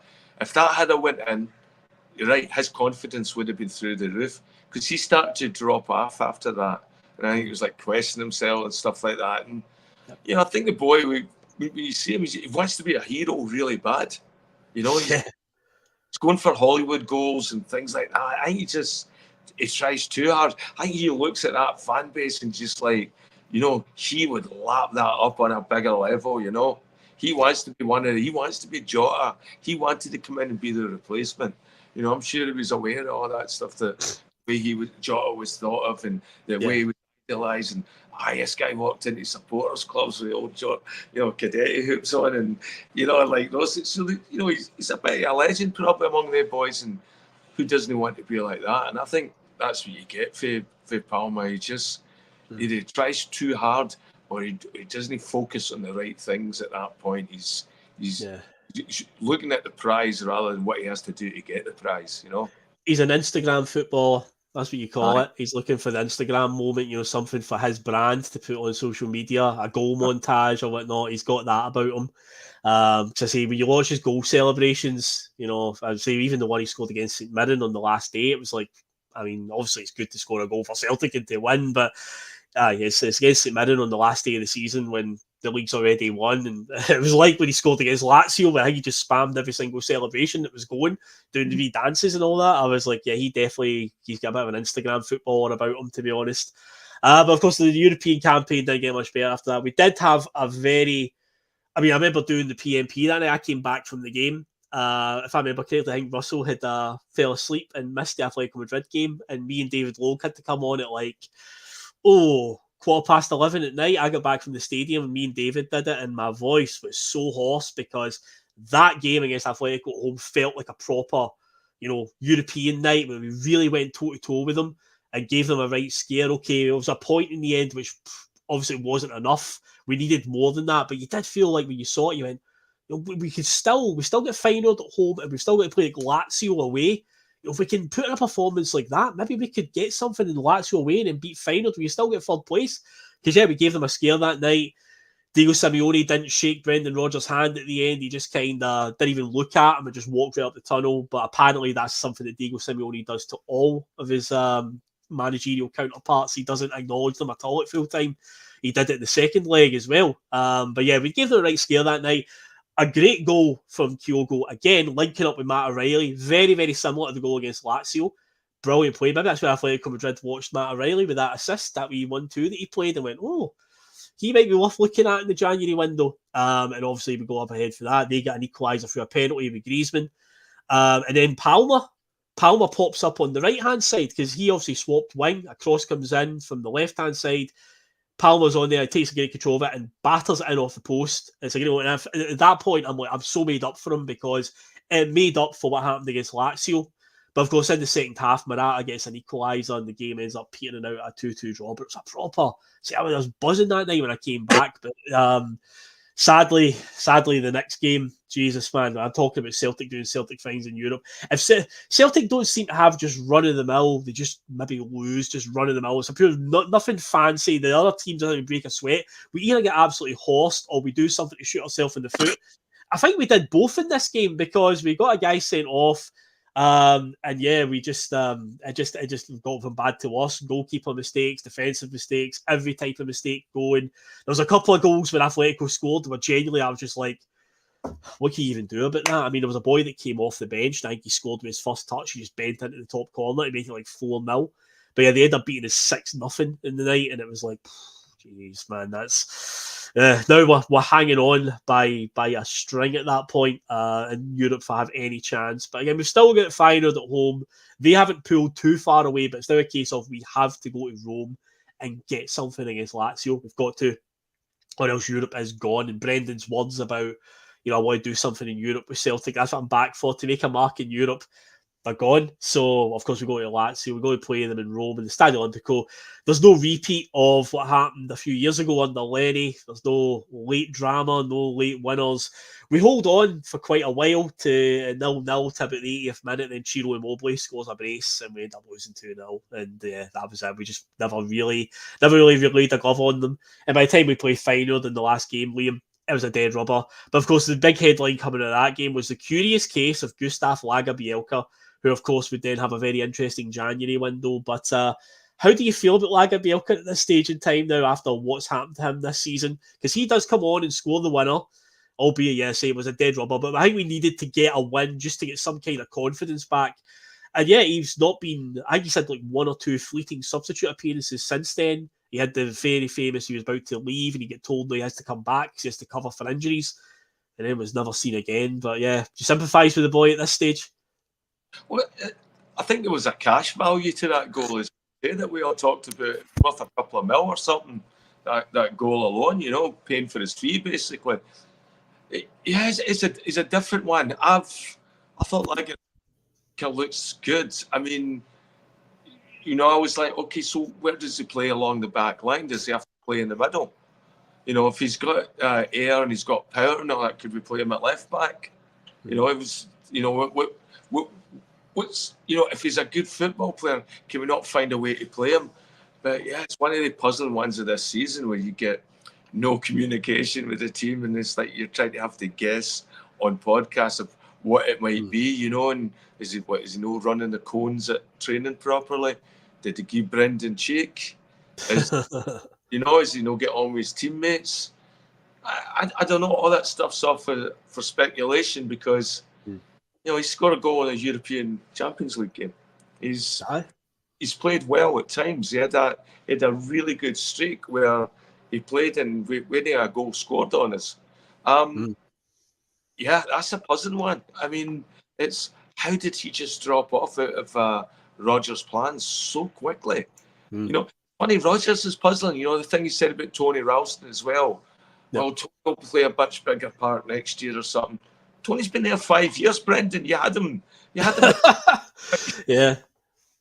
So, stuff like that makes sense. Or, we'll bring him in later or something. It's like, come on, like, what sort of squad are you building here? We need to, show us there's some sort of planning ahead, like, to get better and not just working this. Yeah. I don't know. It's a troubling one, Yeah. It's the same with James McCarthy. It's the same with a number. God, that guy. Jeez, still haven't seen him. Kobayashi didn't play a single minute for us this year. He did not. You're right. Yep, that's another one. Needs to be gone. But yeah, I expect Lagerbielke and Kobayashi will definitely be gone this summer. Not a second. Wow. Menno. He's brought in as well to be the replacement for Carl Starfelt. If you remember, even Ange didn't fancy him after a short time. You could tell. Right. But yeah, but we'll go back. That's Europe out the way. As I say, there was not much to say about Europe. It was another failed campaign, and now, of course, we head into this season's one. We've now got 8 European games to play in the new format. I'm sure that'll be fun. I hope it is. I really do. I mean, I genuinely do. I want to be proved wrong more than anybody. Trust me, folks. I really, really do. But let's buckle in, go back to domestic action, because roller coaster ride is putting it lightly. Because in December, this is a pivotal month. This is where it really starts to get turbulent, Liam. This is where it all goes a bit crazy. Because we actually start December all right. The first game that we play, we win 3-1 up at St Johnstone. This is a crucial moment in the title race, though. After that victory, we are now 11 points in front at the top of the table, although Rangers have got a game. I think they either played later on the Saturday or maybe the next day. But as it stood at that point, that weekend, after we beat St Johnstone, it was 11 points. We'd gone ahead in the table. We didn't have a particularly good first half. Second half, we turned it on. We ended up winning 3-1. Brendan Rodgers, of course, said after the game, it's the angriest he's ever been in his managerial career. And he also talked about, without naming any names, talked about certain players Basically they won't play. Well, it was definitely Yang he was talking about, because Yang got hooked at halftime. That was the game at McDermott where it felt like Yang did not know what the offside rule was. He got caught offside so many times, it was 5 yards offside each time. And it was just like, wow, he's just falling for this high line every single time. He's got to have a bit more awareness, make sure that he's picking his runs right. But yeah, he was hooked off at halftime. Brendan Rodgers said after the game he was raging, the angriest he's ever been. He got a reaction in the second half. We won 3-1. We went 11 points in front, but yeah, it became 8 points not long after. And then it all goes a bit wrong a couple of weeks into December, because momentum is starting to sort of, again, our performances, we're getting away with it a little bit. You can tell that even though we're winning games, it's like we've not lost a domestic league game up to this point, but you feel like it's close by the way it's coming. You can find, I feel we can't keep getting away with some of these performances.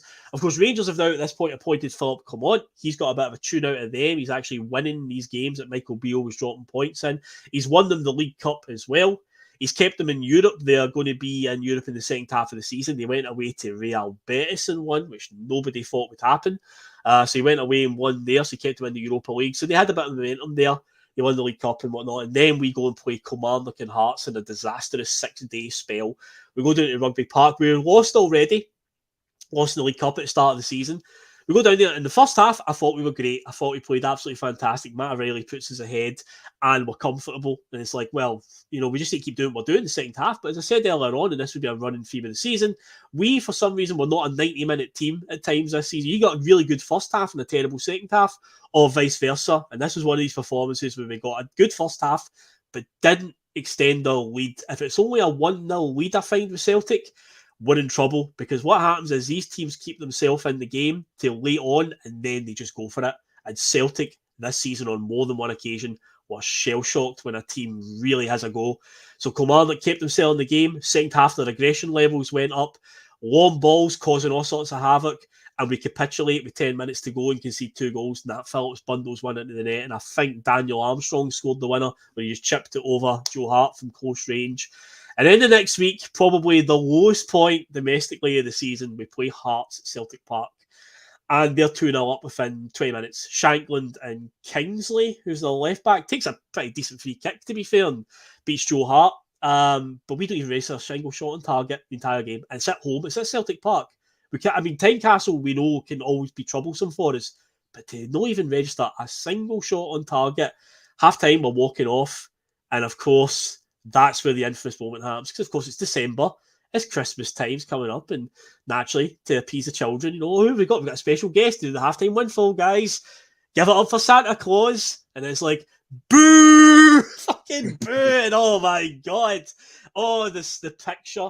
The picture that was doing the rounds, some photographer caught it perfectly. The look of sadness on that man's face. It broke my heart. I was like, oh my God, this is so tragic. I was like, look, the poor guy's just trying to do his job. He just came out to do it, and my word, he got it right. He's not his fault. But yeah, that just summed up that day, and it became like a meme forevermore. But of course, we made good on it by the way. We're back on Santa's nice list, I think, now come the end of the season. But at that point in time, we'll definitely get a lump of coal for Christmas for that one. But that Hearts game, Liam, that was just...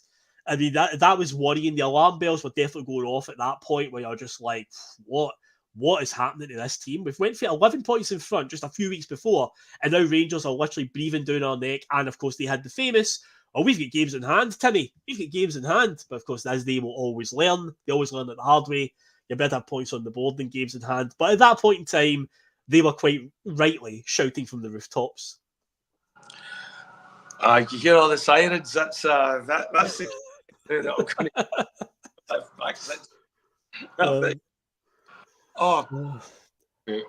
want to just talk over this bit, Phil? I'll talk over it. That's fine. I'll keep going on. But yeah, obviously, after the Hearts game... No, I'm going to say after the Hearts game, though, it's like, right, there's 3 games, because obviously there's a Rangers game in the distance. Usually you find when you're, as a Celtic fan, and even I imagine Rangers fans do the same thing. Well, you've got the fixture list, you've got to play all these teams. You always look at when the next game against them is. And of course, we've got one coming up, and it's like, right, we've had these 2 disastrous results back to back. But hey, we've got St Mirren coming up. We've got Dundee on Boxing Day. And then, we've got Livingston, then Dundee. Then it was Rangers on New Year's Eve. and then it was St Mirren just before the January break, and it's like, right, we've had this disastrous couple of weeks, but you know what? See if we can win the next 4 games from now to the January window, and then Liam, in the January window, we splash the cash, we improve the squad, everything will be fine. Everything will be absolutely fine. Nothing to worry about. It's that easy. But of course, we do beat Livingston, we beat Dundee, and then the next Rangers game comes along, and once again, Liam, similar pattern. Going into the game, we may as well not have bothered turning up because it was all Philip, come on this, and Rangers this, and Rangers that. And what happened in the end? Celtic did what they do best under Brendan Rodgers. They find the bollocks at just the right time. They rise to the big occasion. And yeah, they won it 2-1. I felt the scoreline flattered Rangers on the day. Tavernier scored a late free kick just before the game at stoppage time, and it was a bit of a nervy last 8 or so minutes because the referee added about 7 or 8 minutes. But it was quite a nervy ending. But I felt up until that point, we were 2-0 up, and I think we could have made it whatever we wanted it to be that day. Bernardo scored, and of course, Kyogo scored that goal where he just picks it up from deep and just rattles it with his left foot right in the top corner. Goal of the season, without a doubt, for me. It's a big win. I loved it. You're right. Everybody wrote us off on that one. It was all the media. It's like they'd learned nothing over the years. And we weren't playing bad. We were like there was an awkwardness to our play where, you know, that ball coming in, like Joe Hart definitely he hadn't had that sort of revisit of his form that he ended up working towards the rest of the season. Because the goals we dropped against Hearts, Kilmarnock and that, what was ended up happening was people were sandwiching Greg Taylor in front of him, and he wasn't getting a chance to move off his line. So instead of peeling the goalie, they were matching themselves with Greg Taylor and then squeezing him against Joe Hart so that it impeded his movement at all, and he couldn't get to the ball.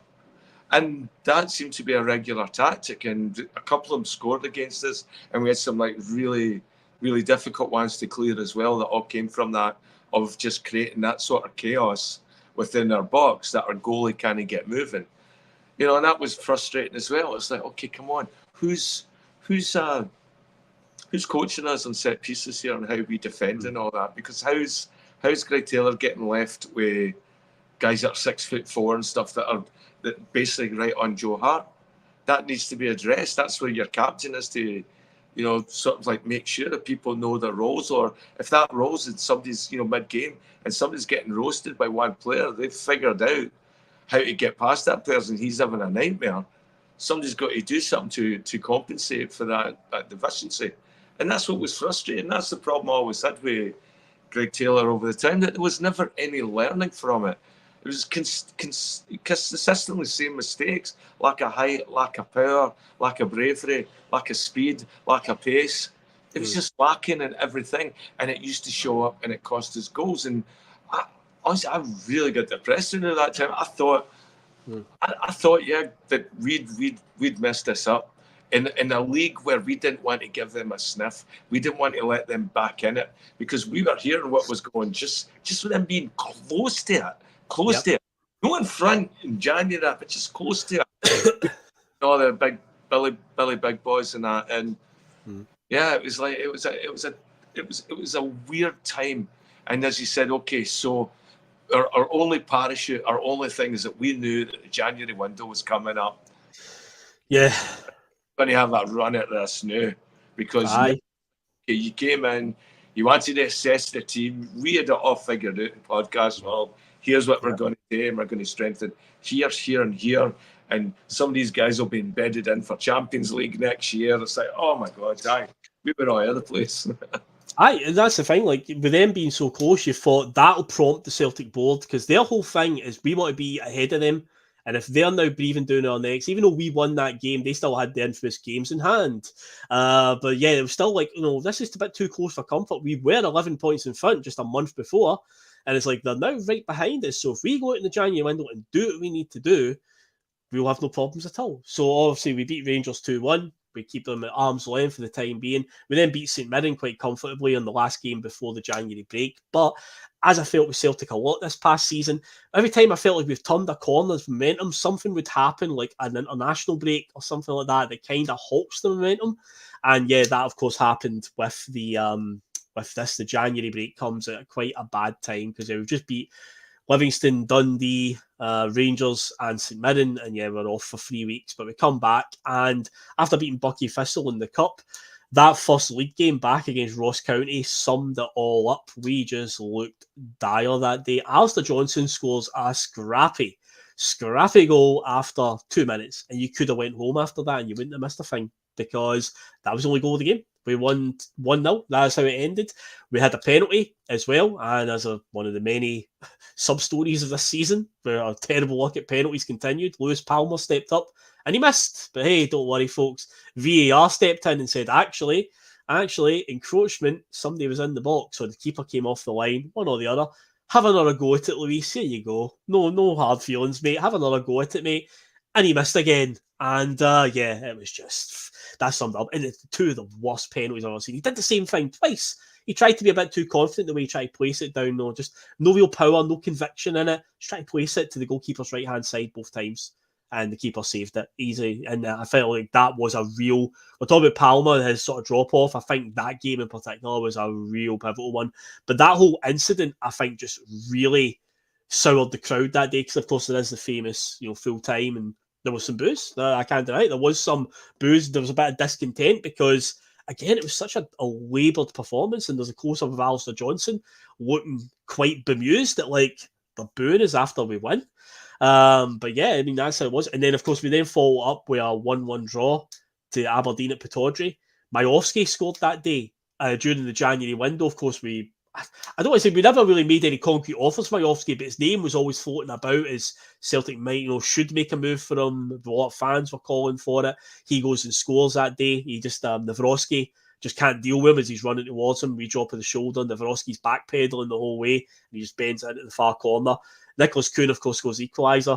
But, of course, the crucial thing was we didn't sign Majowski, yes, but we did, of course, sign Adam Ida during the January window. And, of course, he got it's not his fault, but he obviously got a bit of a unpleasant welcome where a lot of fans were just kind of like, what is this? We brought in a guy from Norwich, an English Championship team, without even an option to buy. And it's like a last-minute loan. So there was a lot of warning signs. And I say the boy, no his fault. He was basically putting the fire in line. But as we'll find out, with hindsight being 2020 again, turned out to be an absolute masterstroke. And what a say he would have in this season. But at that point in time, putting yourself back in your shoes at that exact stage in time, the optics of it weren't great. They really weren't. See, Nicholas Kuhn scores an equaliser up at Aberdeen, but it was only a 1-1 draw. So again, his points dropped. And then I think the next game, we have a laboured performance at Easter Road, but we win. We do win. But it turned out to be one of the crucial games that we talk about. One of those ones you look back on for the season and go, oof, like that was huge. Obviously, Brendan hadn't won at Easter Road, but we got 2 penalties that night. Adam Ida scores both of them. And, of course, that 90th minute one was a VAR call, and it was one of these, the ball breaks outside the box. Anthony Ralston has really no right to win this ball. He goes in for a slide tackle. It's a good 70-30, I would say, in favour of the Hibs defender. He gets there first. He passes it out to, I don't know if it was Kuhn or someone was out wide. Plays it into Kyogo, who tries to have a shot. Just as he's entering the box, he gets a shot away, and the keeper just scoops it up. But, and you see the replays, he gets wiped out as he shoots, and it's in the area.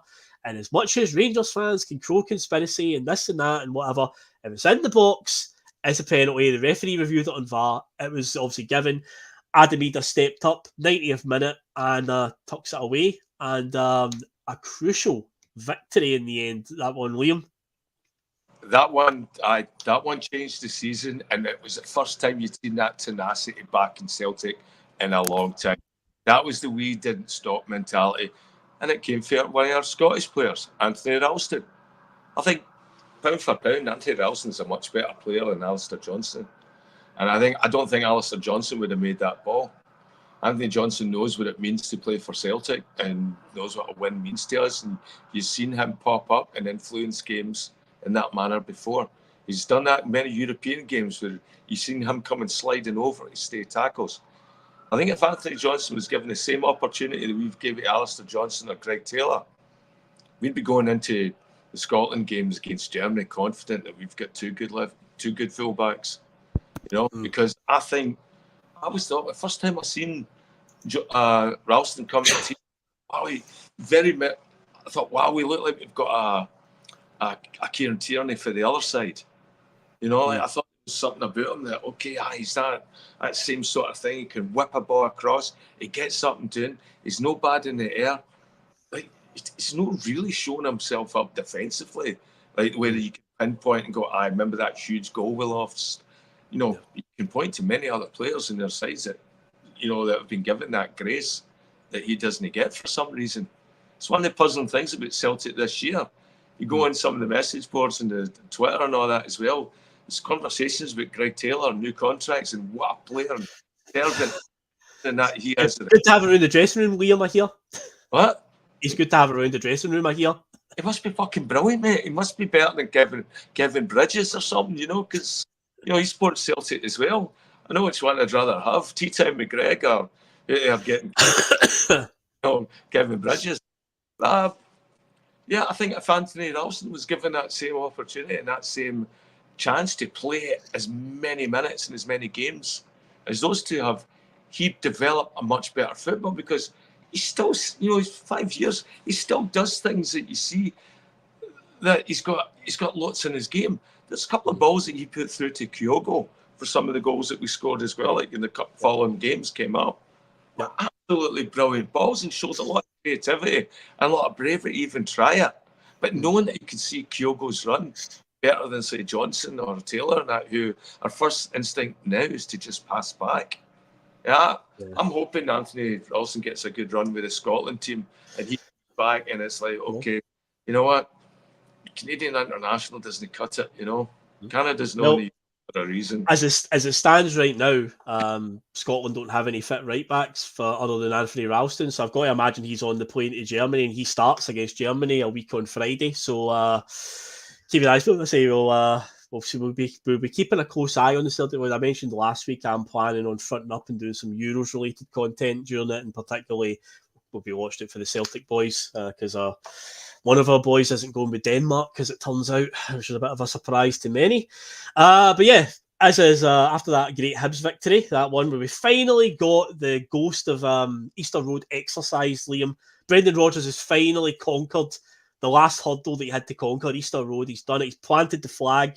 Boom, in the centre circle, conquered you. Typical Celtic this season, you know, they turn the corner and they walk straight into a wall, just like that, boom. Because the next game, we play Kilmarnock at home, and much like the game at Rugby Park, they keep themselves in it. It's 1-0 at half-time. Celtic have had an okay first half, they're doing all right. Second half, Kilmarnock just get more aggressive, and they just up the pressure, they keep it at 1-0, and they get a stoppage time equaliser, and it's more drop points. We did it earlier this season against Motherwell as well at home, so we've already dropped points to St Johnstone at home, Motherwell at home, Kilmarnock have scored a late equaliser against us. But yeah, after getting that win at Easter Road, suddenly we don't go and drop points to Kelly, and once again it's like, oh, for God's sake, you know, momentum, we just can't get any momentum here with this team. But then something interesting happens, and people will say this has now served as a catalyst, again with hindsight being a wonderful thing. It's only a few days after this, Joe Hart announces out of nowhere his retirement. He announced his retirement on the 22nd of February. That he's finishing up at NCD. He's not leaving Celtic to go and play somewhere else. He's retiring completely from the game. So he's also forcing Celtic's hand, because now we know in the summer we need to get a new goalkeeper.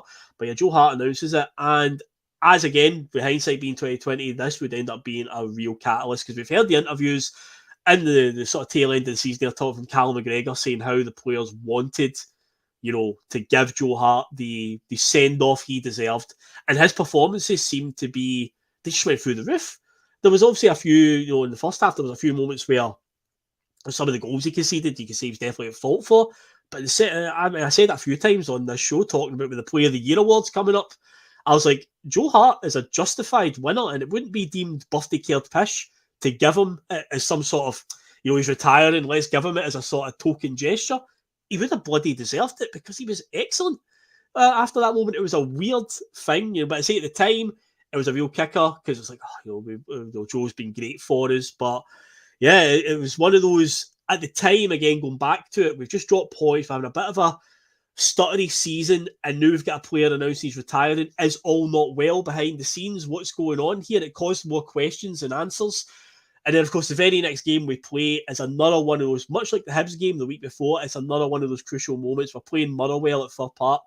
And we already had a very late show against Motherwell at Fir Park early in the season. And it was the same again. We're drawing 1 each going into stoppage time, and Adam Eder scores 2 goals. A brilliant header. He rises like a salmon to head it in, and then the second goal, Alistair Johnson, ball across the box to the near post, and he just gets there first, puts it in at the near post, gives us a 3-1 victory. And again, it's like, right, that was a big win. Surely this is the turning of the corner that we're waiting on. There isn't a wall waiting for us round the corner, because apparently this was where another.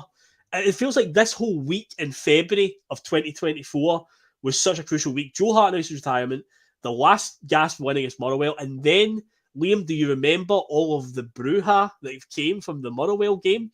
The good girl comment, where the cancel culture were trying to cancel Brendan Rodgers being patronising to women. But also, do you remember the words that Brendan used before that prompted the whole good girl thing, where he kind of was like, I feel like there's been a lot of negative stories written about this team, but we'll write our own story.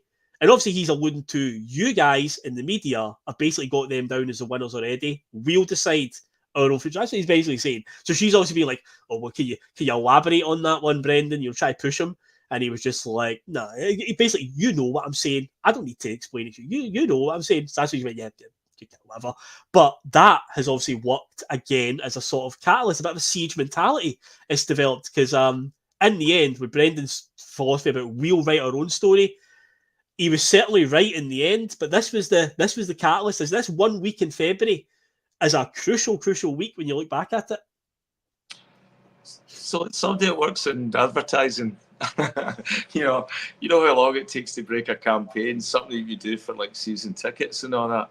Phil, do you think there's any coincidence that the season ticket push was that about our story, our club, our stories? It was actually, yeah. 60,000 stories, one Celtic was the slogan they used. Yep. Yeah. And we'll write the story. We'll write it, right? Yep. And so you're wondering, did that come out of a marketing meeting? Because Aaron Rodgers says the suspect now, as far as I'm concerned. I don't think he's on the level. That was it. We do write our own stories, and I think that's as well. We do that on this podcast. We do it, and just but if you think the worst of stuff, it will happen, right? And I mean, you start looking at positives, and you start creating. Well, naturally, you end up writing a positive story because you're looking at positive outcomes, and so all the things lead into that. If you're pessimistic and you feel it's just going to go to shit, and all you think is different ways it will go to shit, you'll start seeing all those different ways, and they'll start appearing, and everything will end up looking like shit. And I think what you said there was, we'll write our own story, and we did that.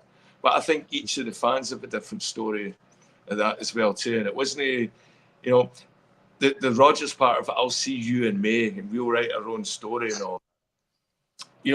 It's like a boxer calling it a knockout, in the 8th round or something like that, and then winning on a TKO, or just not as convincingly as he should, despite having all the advantages, and all that. And so, I like the way the story ended. I didn't like the way the story unfolded. There was a lot of plot points that I thought were missing. I think there was a lot of parts of the story where the narrative was awkward, and we didn't really know what was going on. And there was stuff where we tried to make protagonists out of heroes, and vice versa as well, like the treatment of fans and fan groups. Yep. So there's a lot of stories within that, and they're not all positive. The stories of what happens, when a manager with an ego hires his son to become the head of recruitment. Yeah. And so there's loads and loads of stories that they've wrote, and they've got to do a much better. If you want to be the guys that's going to be in charge of stories, you want to sell that to fan, to build Celtic stories and stories for yourselves. Set it up so there's a better chance of us, Stop playing games with the fans and all that, and don't do daft stuff like appointing your son to look might not have any success, and then don't expose it. It's actually, wait a minute, it's nepotism right through the entire board. Write much better stories than that, okay? Because those are shite stories. you know. Yeah, Act 1 and Act 2 this season were terrible. But of course, we're about to go into Act 3. This is us heading into there. We've got to about March. But after the Motherwell game, after that 3-1 victory, we smashed Dundee 7-1 in that midweek game. And again, you're like, yes, this is it. We've turned the corner. We beat Motherwell with a last gasp winner. Bit of siege mentality. We smashed Dundee. Although there was a wee bit of flatness at the end, admittedly, because we got news that Rangers had scraped a 2-1 win at Kilmarnock after losing. They were losing 1-0 for ages in the game. They ended up winning 2-1. So it's kind of like, fuck you, because at this point in time, they're top of the league by 2 points. So it's like real strange. But then we go to the weekend, and of course it would be, this is where it really kicks into gear as we go into the final act of the Improbable double. Rangers lose to Motherwell on the Saturday, which was a real surprise out of nowhere. So Celtic are now presented with an opportunity to go top of the league on the Sunday. And I think after that, there would have been about 9 games to go. I think we're at that stage, 9 or 10 games left. But the chance for us to get our noses back in front. What we're looking for, because obviously they were top and they were crowing from the rooftops. So they're going to go on and win it, and whatnot. But then we don't capitalise on it. We go to Tynecastle, and it's just absolutely, it's as bad as the performance at Celtic Park in December. Hearts beat us again 2-0. And yeah, it turns out again another pivotal week, another one where you can look at it and go, the instance that happened in this could have worked as a catalyst towards how the season went. Ida misses a penalty early on, so that's him cussed. He's got the Celtic cuss already. Apparently he never missed a penalty until he joined Celtic. Imagine that. Yang gets sent off for the high boot, which was a bit of an odd one, given we've seen other players committing such similar fouls and nothing comes of that. John Beaton was the VAR referee that day. Our manager decided to name check him after the game, questioning his performance, and of course the infamous penalty. A ball comes into the box, and Tomoki Iwata, who's not even looking at the ball. Behind them, there's a Hearts player and Alistair Johnson. They both go up for the same ball, with Iwata right in front of them, who gets nudged from they two going for the ball. Alistair Johnson heads it, and Iwata's arm is out, and it hits him. And the IFAB rules do state that if the ball hits your arm and it's came off of a teammate, either heading it or kicking it at you, then that's not a penalty violation. That's not a foul. And for whatever reason, Don Robertson was called to the screen. And between the two of them, watching it on the screen, they decided, yeah, it is a penalty. And of course, Hearts end up scoring it. And they get another one in the second half. They end up beating us 2-0. And again, you're just like, we had a chance there. Rangers, they've, other than losing to us in December, Clement's been still getting results. He's won them a cup. He's kept them in Europe. It's like, you just feel like we had such a chance there to get front, and then, yeah, we go and blow it. But then after that, and this was about the time, William, that you and I were coming on doing Friday Feeling episodes, and it felt like every week we were coming on and saying, we can't afford any more slips now. And then, we go down, it's like, we can't afford any more. It kept going week after week. It just was like, win or bust. Every week just felt like that now. And it was like I was a broken record repeating it, where I'm like, we can't drop any more points. But as it would turn out, other than a draw at Ibrox, which was, of course, against Rangers, our title opposition, we didn't drop any points. We actually found our mojo when it mattered most. Because, yeah, after the game at Tynecastle, we'll say that siege mentality again could have been built up from it. Something had to change. We had to find a spark somewhere. And remember at the top of the show when I was doing the pre-season roundup, guys, I know it was an hour and 43 minutes ago. I know it was a while, and I trust we'll be finished by the 2-hour mark. Trust me, folks. That's why we started earlier tonight, because I knew it would probably go between 90 minutes and 2 hours. Remember I said we played a friendly against Athletic Bilbao, and it was a testimonial for a player where you kind of thought, thanks for your services, but off you pop now. Thanks for everything you've done for Celtic. Well, that player, of course, was James Forrest. And James Forrest would come back into the team about this time. Of course, Brendan did make a comment which could go down and be filed under Brendan Rodgers' hyperbole, because we know what he's like. He did say that James Forrest is the best winger at the club. And over the next few weeks, James Forrest showed why he still has something in the tank to offer to Celtic, because he was great. And his professionalism was fantastic. He sat in the cold for most of the season with a fleeting sub-appearance here and there. And then suddenly it's like, right, things aren't working, James. I kind of need you here. Yang hasn't really worked. Palmer hasn't really worked. Kuhn doesn't look that great at all. Maeda's got an injury just now. He might make it back. We need you to come in here. And James Forrest was one of, along with, I say, Joe Hart and his performances, but in that run-in, what more can you say? And I said it last week, we were talking about it. I think as well, the whole lure of maybe making it to Germany with the Scotland team has also worked, and I think he's a cert to go to Germany next week with the team, and what a story it is, because not only is he came in at that point like, okay, if I do my job here, Celtic could win a double, but I have got a chance. I'm going to be 32 soon. Scotland don't qualify for many tournaments. This is a chance for me at this stage in my career to go to a proper tournament, because the last one, Euro 2021, it was football, but not as we know it because of the whole COVID restrictions and played over 13 different countries, whatever it was. But yeah, he came in, and Liam, what can you say? James Forrest, who would have thought it again? With hindsight being 2020, start of the season, here's your testimonial. Thanks for everything, James. But I think in January there was a headline that he was told he could find a new club. But fair play to the lad. When it mattered and when he was called upon, he did what he had to do. That's ageism. That's ageism out there. You could tell. When did 32 become old? Especially now with advancements in fitness, nutrition, training, all the monitoring that you get, everything you get. 32-year-old, you should still be a physical specimen. You should still be able to influence the game. And if you can't do it with your pace, you do it with your guile and your craft and what you've developed as a football player, especially if you're a tricky winger type. It's not always just about speed. And yeah, I thought he showed up the right guy at the right time, and it was great. One for the old guys. He's still football left in him. Should he be playing next year? No, I mean just as well. I think. That this time next year we're going to be sitting here talking about James Forrest salvaging the season or something. You just know it's going to happen. He's evergreen. He's just going to be at Celtic for life. He'll be 37 and he'll still be at Celtic. He'll just keep signing a new contract. It's going to happen. It just is. But you're right, 32 isn't old, but in football terms, we're seeing footballers playing now to 38, 39. Ibrahimovic played till he was 41. Cristiano Ronaldo's 39 right now.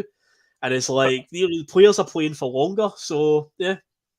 I'm happy to see him going with Scotland to Germany as well, because the last time we were in that tournament, it was because of James Forrest's goals that got us through that Nations League or whatever. It was the way that we qualified for the last one. It was off of the back of, I think it was 3 James Forrest goals, a James Forrest hat-trick. He scored a hat-trick against somebody, he definitely did, for the national team. It was that put us through. And, to see him dropped and then see some of the absolute numpties that Steve Clark digs up for some remote. He's one of bloody weirdo. Glad we didn't get him, Once been more loyal to his players in the country, they're to fucking, deliver for Scotland. It's not about you and your relationship with players. Anyway, that's another one. I know. But with James Forrest coming back in, he was one of the catalysts. But obviously, we've got a game again looming against Rangers, because again, you divide the calendar into when's the next Rangers game. That's the next, hurdle, the next one that you bookmark essentially. You're like, right, okay, it's coming up. So after losing to Hearts, we've got St Johnstone and Livingston to play. We beat both of them handily. And yeah, we head to Ibrox, and my God, if it was a boxing match, it would have been stopped early, because Celtic were brilliant, absolutely brilliant at Ibrox. We blew them away in the first half, 2-0 at half-time, going on whatever the hell we wanted it to be. Could have been 4 or 5. Butland kept them in it. But in the second half, again, does this sound familiar?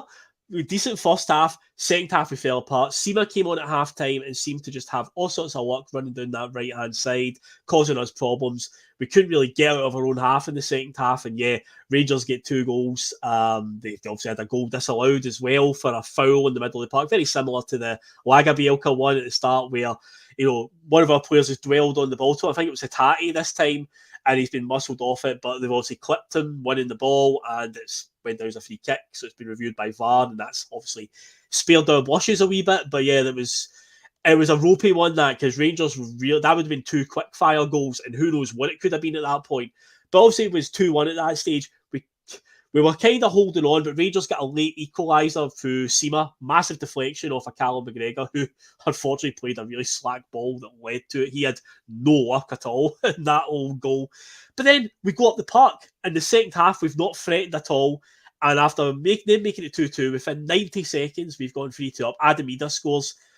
Great ball into his feet. he's strong, he's big, he's strong, he holds off the Rangers defender, turns, puts it in at Jack Butland's near post, and you're like, we've got to see it out now. But of course, the clock read 87, 88 minutes. In normal circumstances, you're like, right, we've got to see it out. But of course, stoppage time, I think it was like 8 or 9 minutes added, so there was still quite a while to go. And yeah, we couldn't see it out. Rabbi Matondo scores an equaliser late on, and obviously they're full of bravado. They're full of the beans. They're absolutely invigorated at full time. They're having laps of honour. They're defiant fist and everything. They're loving it. It's a massive contrast to the first game at Ibrox in the season when they were all booing Michael Beale and his players. But now suddenly they're like, this is it. What a moral victory it was for Rangers getting that 3-3 draw. But going into the game, I remember saying at the time, I would take a draw. Obviously, you want to win these games, but depending how the game plays out, you would take a draw at Ibrox any day of the week. It's always like a tough place to go, regardless of the state they may be in. They can always be on their own patch, quite a tough team to deal with. So at the time, though, the way the game played out, obviously, I think we should have won it. I think we should have went on and won, but we fell away. But it turned out to be a very crucial point because they maybe got a bit too big for the boots. Because remember earlier in the show as well, folks, I talked about it's always better to have points in the board than games in hand. And we've been down this road with Rangers before. We've been here before. Think back to Gordon Strachan's third season, the infamous one when they got to the UEFA Cup final. And we had 7 games left in the season. We had to win all 7. Rangers had games in hand and had a wee bit of a lead on us. It was just a case of, well, when we win our games in hand, Timmy, we're going to win the league. And it happened to them again where they got a bit too ahead of themselves because following on from drawing Ross at Ibrox, they, of course, lost to Ross County. 11th place Ross County beat them. And then they had one of the biggest farces of the season, the game against Dundee that just didn't want to get played. It got put off and off and off because Dens Park is a shambles. And obviously a bit of bad blood, I think, built up, which again, I think Rangers shot themselves in the foot here with some of the things they said about Dundee, talking about, I think they were pretty much alluding to they want the 3 points awarded to them. The way they were talking about it, we want the SPFL to give them the strongest possible sanctions. It was like they were, no, we want the points for this. But of course, when they played them, Dundee just resolute, just stood tall to them, frustrated them, got a 0-0 draw. And suddenly, and it was at that point in time, online, Liam, you could sense it. The Rangers fans, they knew it was over because Celtic now had the bit between their teeth. They suddenly had found their mojo. And even though there was still 6 games left, Liam, and if we were in their position, I would not be like, saying, oh, it's over. Theoretically, they were 3 points behind us with 5 or 6 games to go. So by all accounts, they've still got to play us once. They're not out of it, but their fans were giving off the impression that it's over. And then to add to that, one of the players, Dujon Sterling, comes out in a press conference and says, I'm looking around the dressing room and it doesn't look like a team that want to win this league. And then you just knew they're broken. Their spirit is going to be broken. I say, looking at the table, they are not out of this. There's no way they should be giving off this mood, but they knew it was over. It was like the team knew it, the fans knew it. The only person that didn't seem to know it was Philip Clement, who obviously still tried to be defiant. But yeah, the momentum shifted so badly at the worst time for them. And yeah, there was only one way this was going to end for them. And with 5 games to go, it was there for the taking. He's been blaming. He went into blame mode at that point as well. He was blaming referees, blaming the SFA, blaming Dundee, blaming everything. And actually, for 8 points, wanting sanction points and stuff like that. That's when you could sort of see the cracks in his veneer as well. That this isn't one of this cool, chill, manager that comes with a pedigree, a doctrine in football and that. No, this was an emotional roller coaster. A guy that just seems panicked, just willing to lash out and blame anybody, but their actual selves. The amount of attention that was played to, the handball with Johnson that came and knocked the ball away, but that was, but it was offside anyway. But we're still talking about that. Saw Ali McCoy, slabbering away on YouTube earlier. Shadachresh, that, like what's going on with referees and stuff, and it's unbelievable that the sense of blame that they start putting on it's everybody but themselves. And I think, as we said before, I don't think there's a lot of winners on that team. I don't think there's a lot of that know how to lead other players to win things. I think they're all players that have, a lot of them got individual honours and signed with good teams and had probably good junior careers and all that. But, you know, when you're coming for teams like Norwich and stuff like that, that's not winning culture. That's not a mentality where you have to win every week. You know, and I think that's where our boys showed up. You know, I always looked at those final 5 games after the split. Yep. You know, we were in juggernaut mode. I think you were seeing players were coming back and we were starting to build momentum. And our momentum was like, okay, we're not going to drop another point from here on in. That was it. It has to be perfect, because any step backwards, the momentum loses. And so by the time we got to the final and all that, even as fans, we were really confident that everything that we were doing was working towards the next 3 points, until mathematically impossible, and still not taking the foot off. I mean, didn't game of St. Mirren, but again, Anthony Johnson pops up, Anthony Ralston sends the ball across, Palmer's there to put it in, bang. We've got the full 15 points for 5 games, and that mattered. And I think that was also that mattered going into the final. It would massively, because the last 5 games we just motored on. We obviously breezed past. First of all, we had to get through a cup semi-final, which was a bit of a hairy experience against Aberdeen. We got there in the end after a quite dramatic 3-3 draw. Hampden beat them on penalties. Joe Hart was definitely suffering from main character syndrome that day. I genuinely can't stop laughing at the fact he missed that penalty, then turned round and sort of laughed and winked, and it was like, Joe fucking Hart, what a guy. It made me love him even more, even though we could have lost that game at that point, but I was like, I've got to respect it a wee bit. I've just got to respect the bravado of it, you know. I was like, he's got the big cojones. He definitely has, but he finally saved a penalty when it mattered. He finally did, because there was a point there where that penalty shoot was going on and on and on, and you're like, oh God, is somebody going to miss? And eventually, yes, he was the hero. He did eventually become the main character of the day. But we got through there, and we motored on through the opposition. We beat obviously St Mirren before the split. His fixture with 6 games to go. Then we beat Dundee, and then we beat Hearts, and then it all came down to the game against Rangers on the 11th of May. Matt O'Reilly and John Lundstrom were the heroes that day. John Lundstrom scored an own goal to make it 2-0 to Celtic. Celtic then had like a brain fart of a moment. He gave a stupid goal about 90 seconds later to make it a bit ropey. Second half, we missed a penalty. What a shock. John Lundstrom obviously gets sent off as well. So he had main character syndrome that day. Big John Lundstrom. He was doing everything to make sure he was the centre of attention. But an own goal and a red card couldn't happen to a nicer guy. We won't be missing him at all. And Celtic would go on and win the game, and it was inevitable at that point. Celtic were now 6 points in front, 2 games to go, where a superior goal difference, just a point was needed. And even though Rangers got a win against Dundee on the midweek, Celtic went down to Kilmarnock on the Wednesday night and absolutely exercised the demons of Rugby Park with a resounding 5-0 victory. And Celtic were 3 in a row champions, 54th league title, if you like to count that sort of stuff.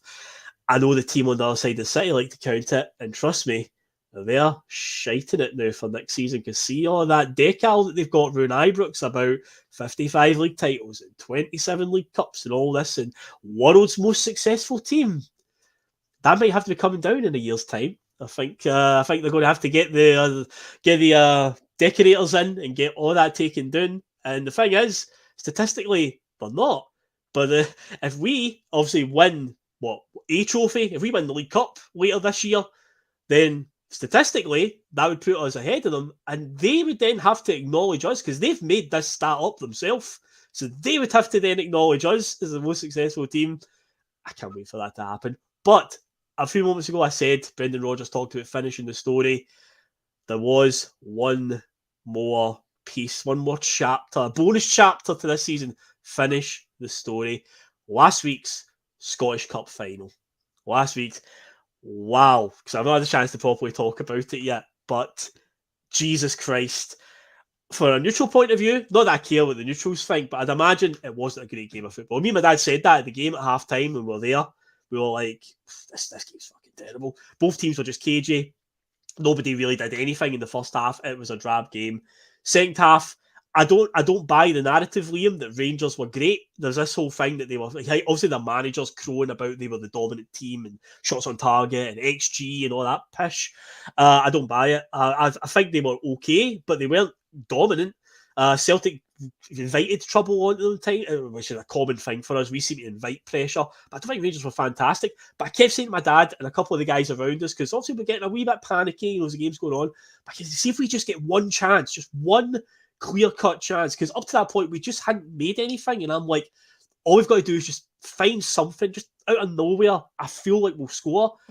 And honestly, Liam, I felt like I had an out-of-body experience when Adam Eder scored that goal. When Bernardo's running through from the halfway line and he shoots. And originally I thought it was Matt O'Reilly, because same old story. Matt O'Reilly and Bernardo look like the same from distance on the park. They run the same. They've got the same look to them, same hair colour. I thought it was O'Reilly originally, but it's Bernardo. He leaves Raskin for dead, who apparently was going to be the secret weapon in the cup final, but he obviously does him in the centre circle, runs by, go through. And again, it's like, look, nothing's really came off for us in this game. You may as well have a shot. From where I was sitting in the stadium behind the goal, you saw it open up, so it was like, have a pop, just have a pop. But it's not even just like a pot shot. There was a bit of technique on that shot. The bend on it is what catches Butland out, because he gets his body behind it, but the swerve on it, he gets the touch and it just ricochets back out. And I honestly felt like time stopped for a second, because Eder was onto it lightning quick. And the thing that I loved about the goal is, other than the absolute out-of-body experience I had when I was celebrating it with my dad and the people around us, there was not even an instance where I certainly didn't, but I felt like everyone around us, there wasn't even an instance where anyone thought about, well, that might be offside and VAR might intervene here. There wasn't even a check in the stadium where after the goal you get that standing at the centre circle waiting. It was like they did exactly what I have said for the last year and a half. They checked it during the 40 or so seconds that the celebrations were going on, so that by the time you come back to the centre circle, you're ready to go. And I was like, oh, it was what a feeling, though. Unbelievable. What about for yourself? Because you've probably watched it in the club over in Vancouver. I'd imagine it was absolute bedlam. Vancouver Shamrock, it was full that day. People were from Scotland and tourists and all that as well. Still 7 in the morning, 8, 9 in the morning by the time it finished. And brilliant. Just the way the sun was shining, and just, that's what it means to be a Celtic fan when you're away from home and all that. You get that camaraderie and it's the group huddle and just, it's like, I can't wait to see them all again. You'll see a lot of them at the Scotland games now, and then, and then you wait till next season and you just like seeing all your pals again at the ones you hang out with at 4 in the morning. As you do, standard, yep. I think it was a great season at that point. It just, I liked sticking around. I liked watching all the stuff on the park when they let the cameras go. I thought that bit where they did like was there a huddle, but it was like the single line huddle just facing against the fans, and I thought, fuck's sake, somebody finally got the camera angle and caught a significant moment and filmed it, because that was glorious. And I think that's one of the pictures we'll look back on for years. It's sort of like, what's Celtic all about, and you'll see that guys in Australia were getting that wallpapered in their basement bars, and you'll see it, paintings hanging up in Irish bars, or and stuff, when you're traveling throughout the world. Because I thought that was absolutely iconic. And for somebody, knows a lot of Liverpool supporters here, and thinking that's their song. Nah, that's us. And you could see that, and it was nice to see that unity between the fans and the players. Yeah. It just looked like payback for that banner. It says, "You play for us, we'll sing for you." Yeah. And that looked like, okay, all the agreements were met. And I'm sure it was very emotional for people in the stands. And you're facing them. Yeah, I was in the traditional Celtic end. So I was. So if you're running towards that goal that Bernardo was running towards, I was just a little bit to the right of that. I had a really good view, which is not something you see often at Hampden, but I felt that the seat was actually pretty good.